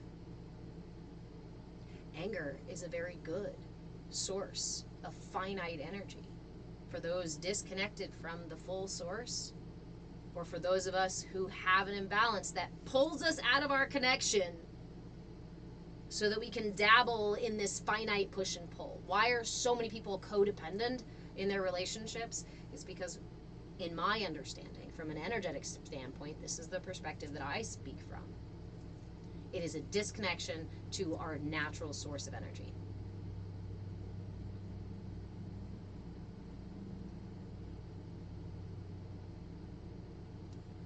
Four, you feel only hate towards civilization, currency, society, industry, economics. That is an attachment. Hate is an attachment. And the attachment causes us suffering. The more you try to reconcile, the more you try to hate. Then there's something in my if we were coaching, I would say that there is, attachment to what? Attachment to what? We'd have to go digging, my friend. That's what internal excavation is for. Is to spend that time.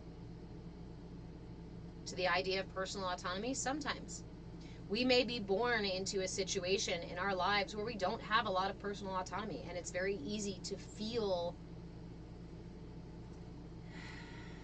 rage about that, yes? And we don't always, we can say, oh, I don't always have a choice. Like, somebody can literally trap me and put me in a holding cell all by myself, and what choice do I fucking have sitting in there? But even in there, I still have choice about how to feel, how to meet my emotions, how to meet my frustration, how to speak to myself, and how to speak out about the experience. You lose your patience with a lot of these things. Patience is a gift that we can cultivate for ourselves. A gift that we give to ourselves. It's not for anybody else, it's for ourselves.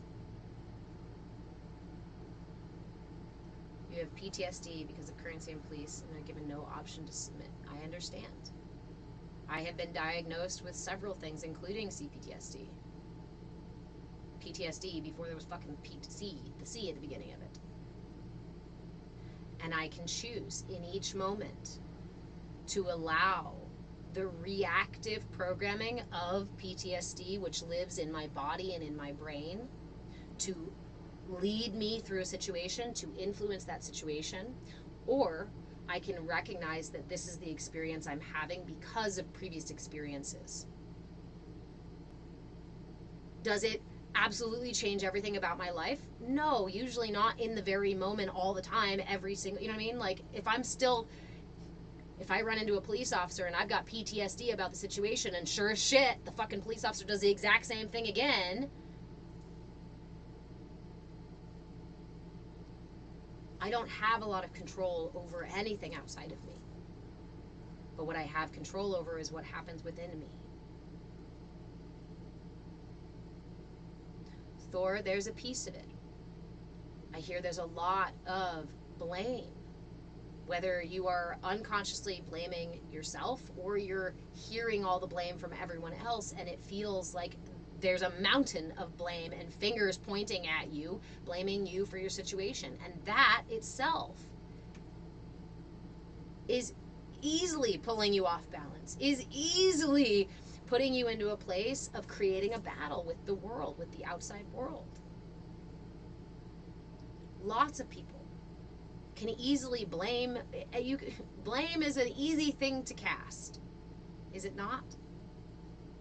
Personal responsibility is a much harder thing to cultivate. Read. It's hard when you see the patterns patterning again. When we see patterns in our lives, these patterns are things that we resonate with.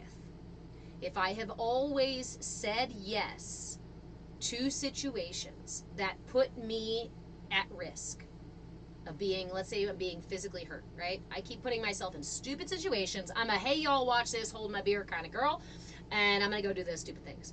And stupid shit keeps happening to me, okay? Yeah, there's a pattern there. And if I have always said yes to those things over and over and over again, the universe is going to offer me those things again. The universe is going to say, yes, you said yes to this before, right? That shitty relationship with somebody who is overly controlling and abusive. Have you said yes to that before? Yeah. Because somehow some part of me resonates with that. Listen to this. Let's go a little bit deeper. Talk about the solar plexus. The solar plexus is my center for will. This is my ability to affect my will on the world, to also set boundaries for myself, and to protect myself. This is both my ability to affect will and as well as protect myself from others, from other will. I personally have had and am still working on a very deficient solar plexus chakra. In response to the feeling of lack within my center for will, for personal power, I energetically resonated with people who were overtly powerful in this way. AKA, this is where you end up with very aggressive, narcissistic energies. These are people who are super controlling. This is an unhealthy, also saying, it's also the other end of the imbalance. I was imbalanced like this, so I sought someone to complete me. Look how much we accept it in our culture. We talk about it as a regular thing. My other half, like a puzzle piece who fits me. Yes, because I'm deficient here, and so I take your excess in with my deficiency, and it's supposed to heal me. No, this is the twin flame journey. This is what people talk about with twin flames, is trying to find somebody who completes your imbalances. Can this lead you to balance together? Yeah. Oftentimes, no. Oftentimes, because we are operating with these things on an unconscious level, I didn't realize that I was seeking the same partner until that fucking pattern kept patterning. And I kept getting bruised for it. But it took recognizing that I felt powerless and accepting that that was not the truth, but a misconception, but an imbalance within myself. And so instead of continuing to meet this imbalance with that same imbalance again, now I have to do the unknown and the weird and the uncomfortable and give myself space to maybe express a little more will and say no to those people who I feel like are really powerful and I totally want to be part of their energy. But you know what? In the past, when I said yes to that, it often led me to a place of feeling victimized and more powerless. So there's a little bit of the unknown when you do that part of the journey. There's a little bit of the, this is really unfamiliar, so it feels wrong part of the journey. Dog, who do I think created this for me to experience?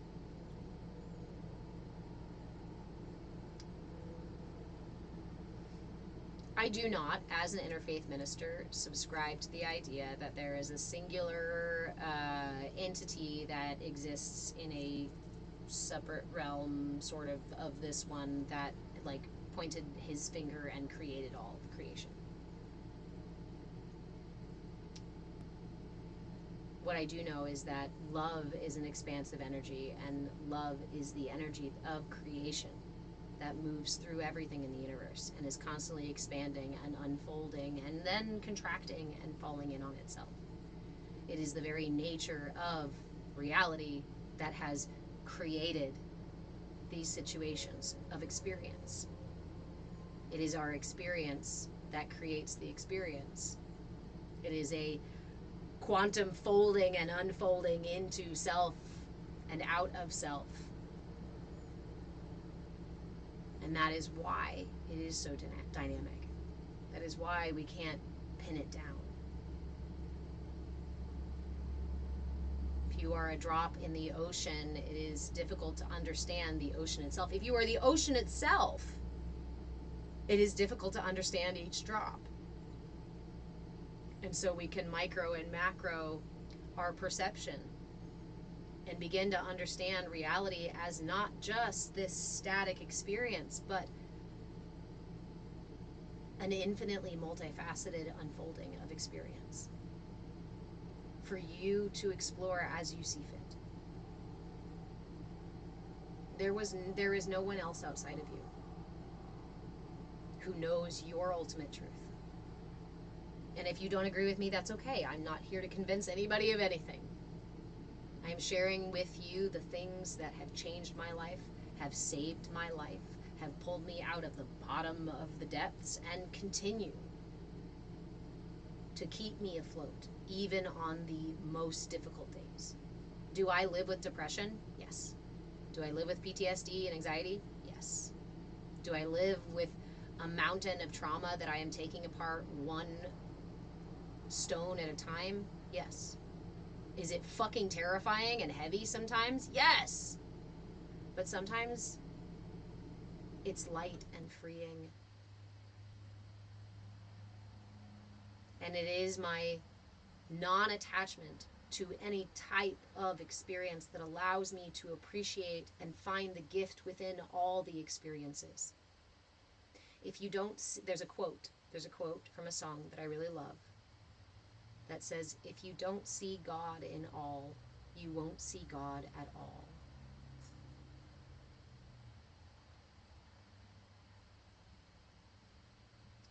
Four, you're saying you have physical issues that energy work isn't affecting, which I need to tend to. Yeah. Our body is our check engine light. Remember the stack of stones, the Cairn? C-A-R-Y-N, I think, or C-A-R-I-N. The Cairn stack of stones. The body is the top stone.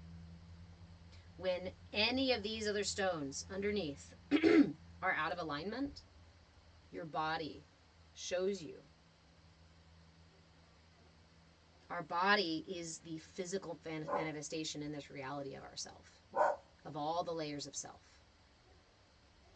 So yes, treat the body. But understand that underneath that, this is, Eastern medicine has been studying and using these techniques far longer than our singular-minded Western medicine has said, oh, we'll just treat the symptoms and that'll solve it. There are so many more layers underneath.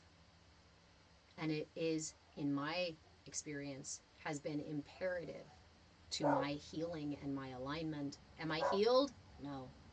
Do I still have physical problems that show up? Yep. I have physical things that prevent me from doing work that I really love to do. I used to be a professional chef, and I was doing damn fucking good.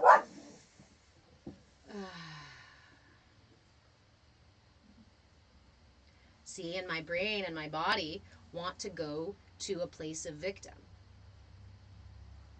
Wants to go to a place of being a victim and say, damn it, my body prevented me from doing that career. I was making a name for myself. I was working at a really great restaurant. I was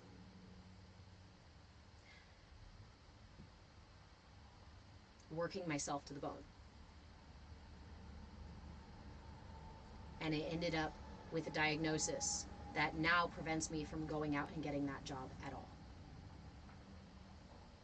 I can cook meals for my family at home. I can chop firewood for an hour, but I'm down for 3 days after I do. So yes, I could say that I am a victim of my circumstance, and I could spend the rest of my life lamenting about the loss. Favorite things to cook? Breakfast.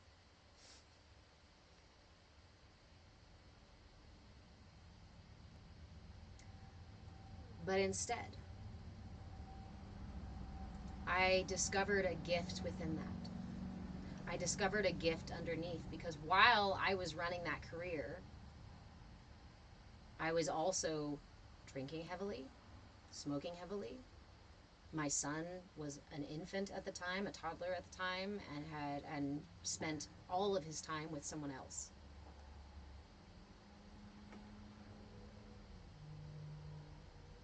It was not healthy. And I refused to see it because I was feeling successful because of the output, because of the production, because of the feedback I was getting.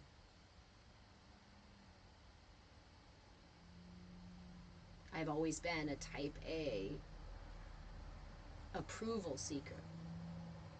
Not because I needed anybody to confirm how I look or anything, but I needed approval that what I was producing was good enough.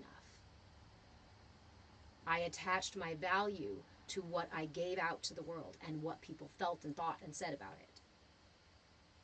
And it was always leading me away from my truth and deeper and deeper and deeper down, away, into the woods.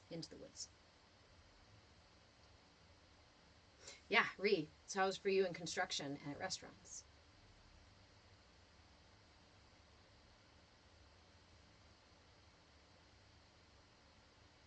So much happens unconsciously until we take a look at what is underneath the surface.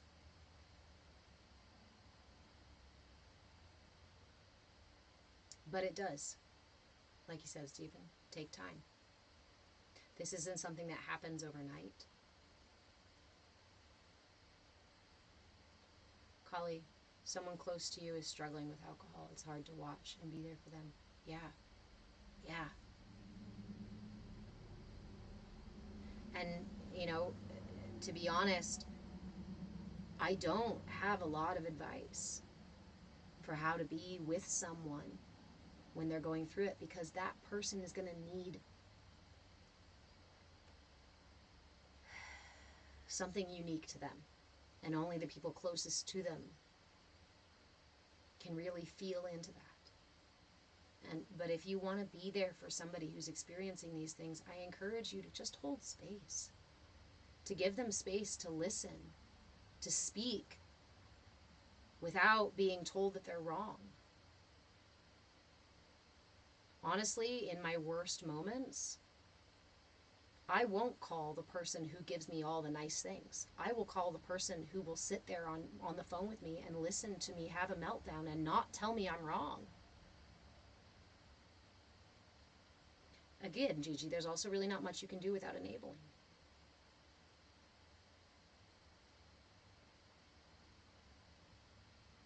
But we can be present with the people around us.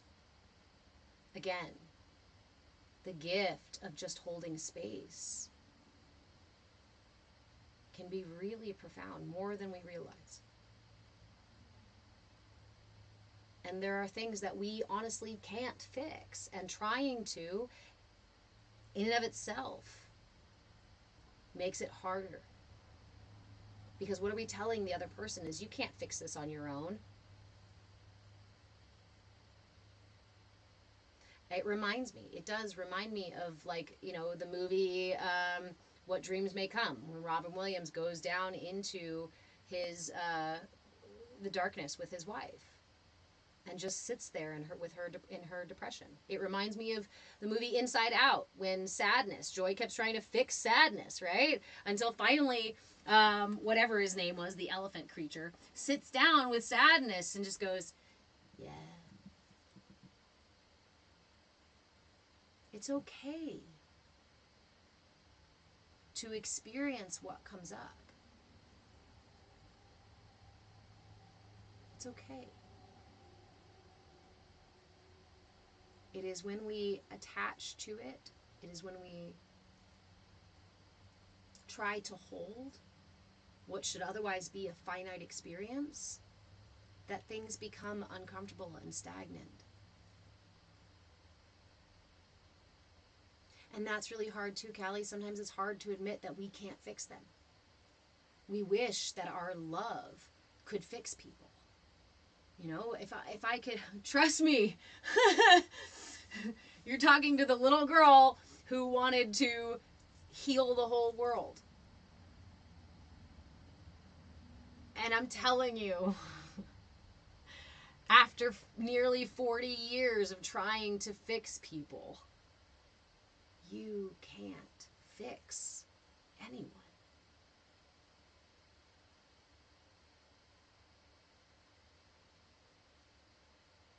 But we can hold each other through the storm.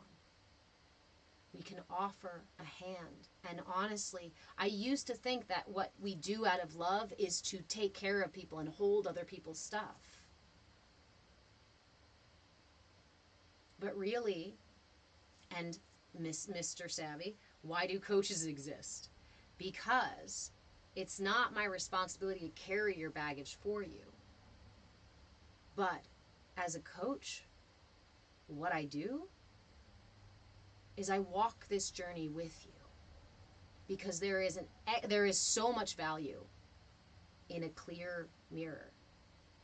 Not all of us can be clear mirrors. A really good coach is a clear mirror for you to see yourself more clearly within.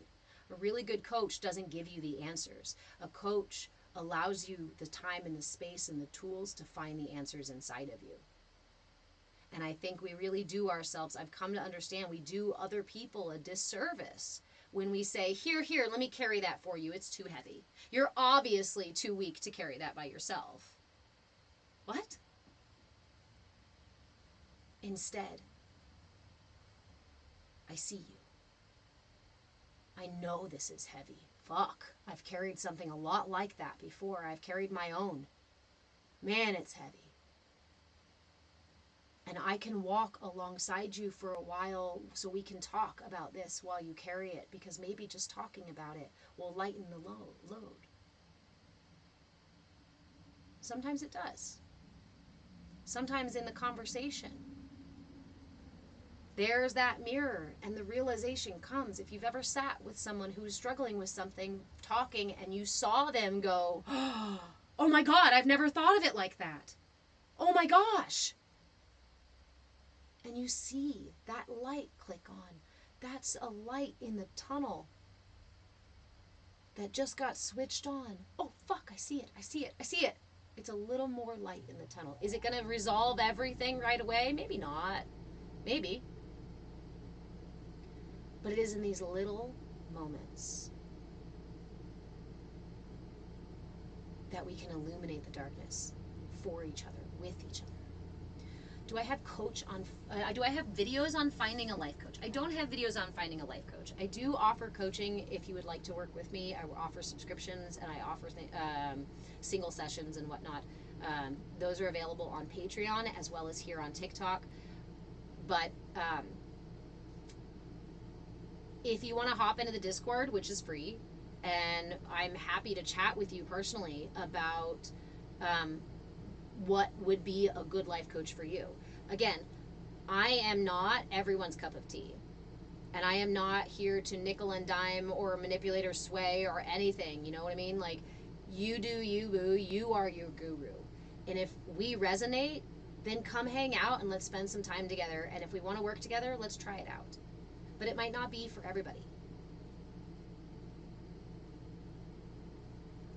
And I'm happy to redirect you to somebody who will be right for you, somebody who does resonate with you, because I do no service to you or me. It's a waste of my fucking time to work with somebody who doesn't resonate with me. And it's not about me padding my bank account with everybody else's suffering. It is about supporting this community growth. It is about creating the space and holding space, cultivating space for anyone who wants to join in, to come together, to share space, to talk about this journey, to share the difficult times and the exciting stuff. Sometimes we feel like life is difficult to walk alone, right? It's hard to do alone, especially on the hard days. I just had COVID last week. And that was especially fucking hard by myself. But it's in those moments where my son lost his first tooth that I actually wished even more for community or family or more people around to share it with. It was those most beautiful moments that often make me feel more lonely than the difficult times. So, we do have a Discord space. I am seeking a developer to help me build an app so we can actually have a nice space that we can encapsulate and cultivate with more intention than just Discord. Thanks, Leb. Vada, please do. So if you would like the link for the Discord, you can always just send me a message on any of the platforms. I might not get to it immediately, but the quickest way to find the link is to go to the Patreon page, patreon.com/movewithchange. It is on the front page, I do believe. Once you're there, go check out those membership options. Okay, there's a couple of different membership options for different levels of getting my time. And that first level of, actually all the levels of membership, give you all of my replays. The Discord is completely free. The information I share is completely free. I don't even offer workshops or anything anymore. I'm just sharing the information because you deserve the access to it. What I charge for is time, my time. So there's various levels of membership, and they explain what you get within each one of them. There's a replay library over on YouTube. Hi, YouTube. So go follow me on YouTube. Replays will always be available for up to a week, unless I forget to put them in the archive. If you want all the archives, that's all the levels of membership. The one thing to note, guys, just as a side note, I keep the memberships here on TikTok for convenience because I know that it's easy sometimes to just, yes, I move with change everywhere. Move with change. There are memberships on TikTok. However, TikTok will only give me up to 50% of what I create or of what I make here, and they also hide my content on purpose. So, in September, the membership levels will be changing on TikTok to reflect how much they take out of it. If you would like to grab a membership that will not change at all, go over to patreon.com/movewithchange. Those memberships will stay that way. They take a small percentage out, and it's just going to stay like that, probably until we get our app, and then those things will be transferred over properly. I do offer trade for these memberships. It's not about the dollar bill being the only key that gets you through the door, because the dollar is not fucking king. It's not king. It's not king. And we, honestly, in my life, I want to get away from using it as the only means to get me in and out of things. If you have a service you offer, if you have a product you offer, please reach out. And if you would like to do some kind of trade, again, I am looking for moderators. I am looking for video editors. I have a ton, hours and hours and hours of content that I need somebody to go through and clip and create stuff for me. I would happily trade a membership for that. So let's talk about what you need and what I need and how we can help support each other's growth. Right? So don't be afraid to ask. You'll never know unless you ask. I am at Move with Change on all the platforms, so go follow me anywhere you hang out, but definitely follow me on YouTube because that's where my replays hang out for a week. And follow me on Patreon because Patreon is where I will put announcements out and things like that. I do post a lot to TikTok, but again, TikTok hides my content. So come join us in the Discord. The Discord is where it's at. The Discord is where we are building the community. The Discord is where we are cultivating a safe space for you to show up authentically without TikTok trolls.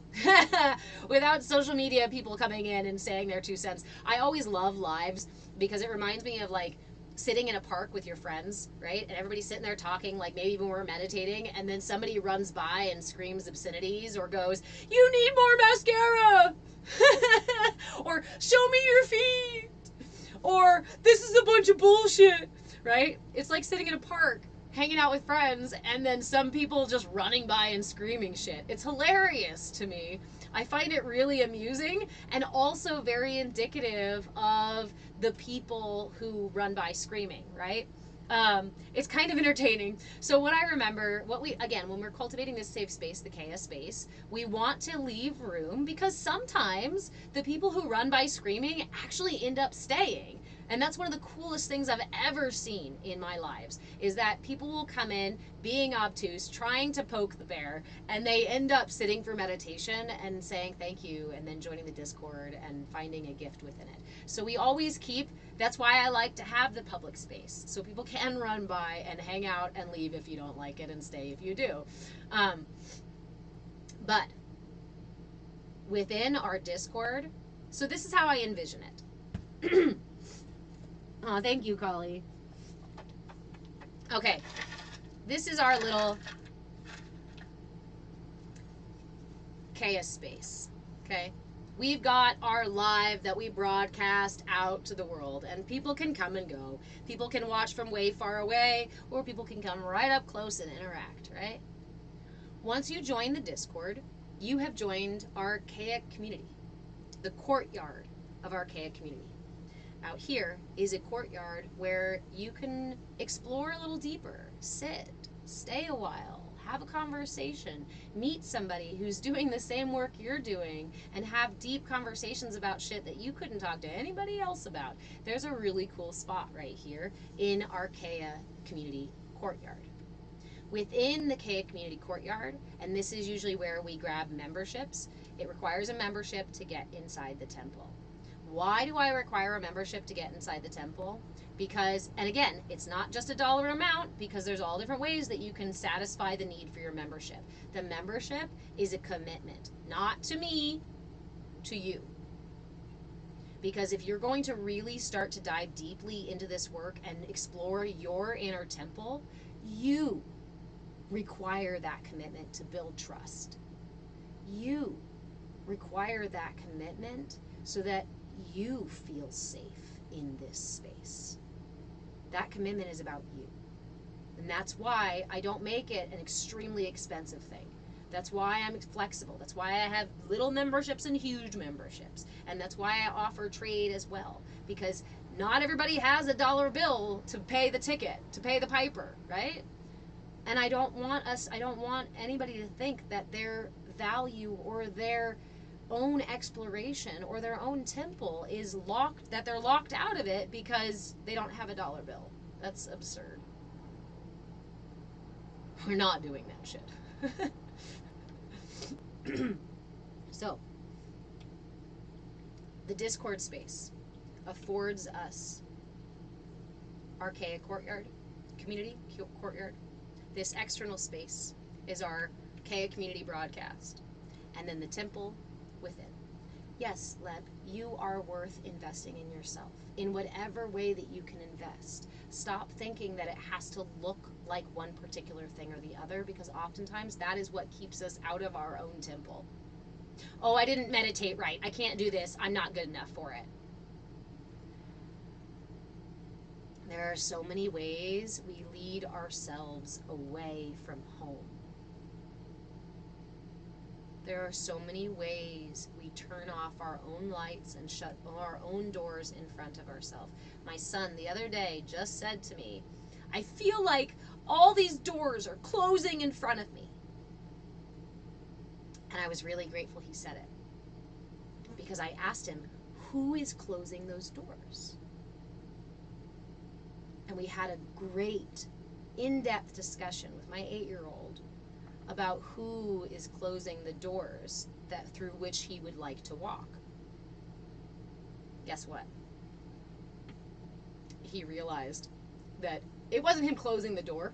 It was actually him trying to go any way around except for the door.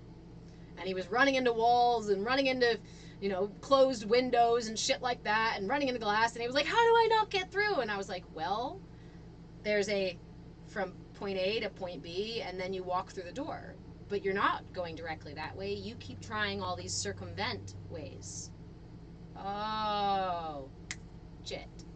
Yeah, sometimes you just gotta go through the mountain. It's the only way through it. He's a wise little fucker.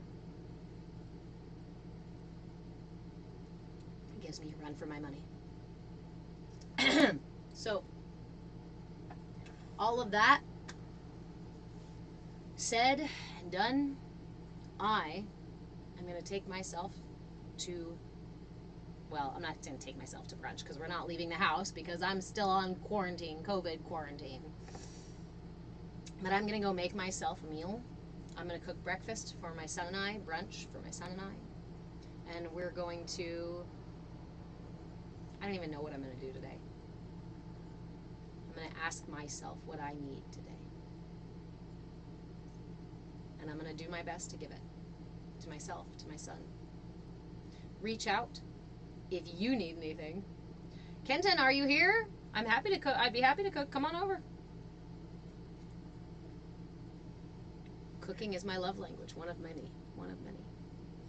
I hope to see all of you in the Discord. It is a free public space. But remember, it is also a CAYA space. CAYA, C-A-Y-A, stands for come as you are, because authenticity is the purest expression of your divinity, and that's what we're going for. However, the one thing I ask, is that you show up with curiosity and willingness. Because in that space of curiosity and willingness, we afford each other the opportunity to be authentic, to be whatever that looks like in the moment, without weaponizing it, without using it as a tool to siphon finite resources off each other. And if you're like, I don't even know what you're fucking talking about, I don't even know how to do that, come into the Discord and we can talk about it. If you want to learn how to do that, how to take that personal responsibility and show up with curiosity and willingness, especially when you're triggered, this is what I do. This is a lot of what I do too. We have lost the ability to show up with curiosity and willingness to each other because we are so attached to all of these finite things and all of these ego things. And the ego is not bad in of itself, but it can be really destructive when it is when it's doing a job it's not meant to do. So perfect, Leb. That's fantastic. I'll see you soon. I'll see you shortly. So, remember, our mudra for the week is the Sahasrara, sorry about my Sanskrit, the crown chakra mudra. The crown chakra mudra is done like so. Bring both palms out, extend your thumbs, and then bring them into a triangle like so. Make a nice little triangle from your hands here, and then open up the rest of your fingers. Hold this mudra just above the head. And again, today we just sat with it for 5 minutes. That's all. You can sit with it for 5 minutes. You can sit with it for like 10, 15 minutes. Because the arms go over the head, I would not suggest holding it for more than 20 minutes, but you can do it again and again and again and again. The only thing I would suggest about this mudra is to not do this mudra in direct sunlight between 10 and 2, between the hottest part of the day. If you're going to do this outside, do it in the shade. Do it before 10 or after 2 so that the sunlight is not directly beating down upon you. No steak and eggs for me, Stephen. But I'm happy to cook it. See, there is still a part of me that laments so heavily. I used to work at a steakhouse. I was the head chef at the steakhouse, and they had a grill on the floor, and they would go out and make steaks. And my not chip on my shoulder, right? My imaginary badge on my arm was that I had never had a steak returned. So it was one of those, when you said that, my brain immediately went back to, but I was really good at cooking steak. Like immediately, that part of myself that is still attached to the cooking career that I had got really upset Uh, so thank you, Stephen, for reminding me that she is still very bitter about not working in the kitchen anymore. So what I'm going to do today now, I'm going to give her the opportunity to be extra. One of the ways that I treat that part of myself is by letting myself cook an extravagant meal if I feel like it, to make something fancy, to do something. Yeah. So thank you. Thank you for the mirror. Thank you for the reflection that reminded me that this was something that I needed today. So I love you all so fucking much, and I really look forward to seeing you in the Discord. If you have any questions, if you have anything you want to chat about, feel free to just send me a message. You can also email me at moveachange@gmail.com, but I will tell you, I have been terrible about my emails lately. It's a lot easier just to get me in the Discord. Best place to interact with me is in the Discord. And I also post extras like recipes. I post the mudras for every week. We have a dance hall, which we almost never use anymore. But come in. Come into the space. We also have a space for body doubling or for what I call the CAYA cocoon. You know, if you just need somebody to hang out with, you can always go into the voice channel and call folks to come into the voice channel. My Discord, Kenton, you just got back in. What's my Discord? My Discord, the link for the Discord, the free link for the Discord is on my Patreon page, patreon.com/move with change. I am Move with Change in all the places you hang out. But Discord is the place that I hang out. So I will see you, my friends, in the Discord or on Wednesday morning at 10 a.m. for another Bhakti Bite session. I am live Monday, Wednesday, Friday, and Saturday at 10 a.m. Pacific time. I'm usually on a little early and I'm usually on a lot later. But I am always doing the meditation, usually around, we don't start the meditation until about 10:10. Sometimes I chat for a while and it's not until 10:30, but between 10 and 11 is when you will get the meditation and the mudra for the week. This week, it's the crown chakra. This is your mudra. Enjoy it. Make me a video. Tell me what cool things happen when you do it, or if you get any cool, whatever. Or just enjoy the mudra. I love you all.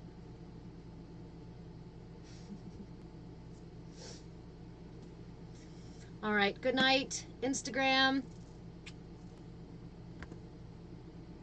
Good night, YouTube.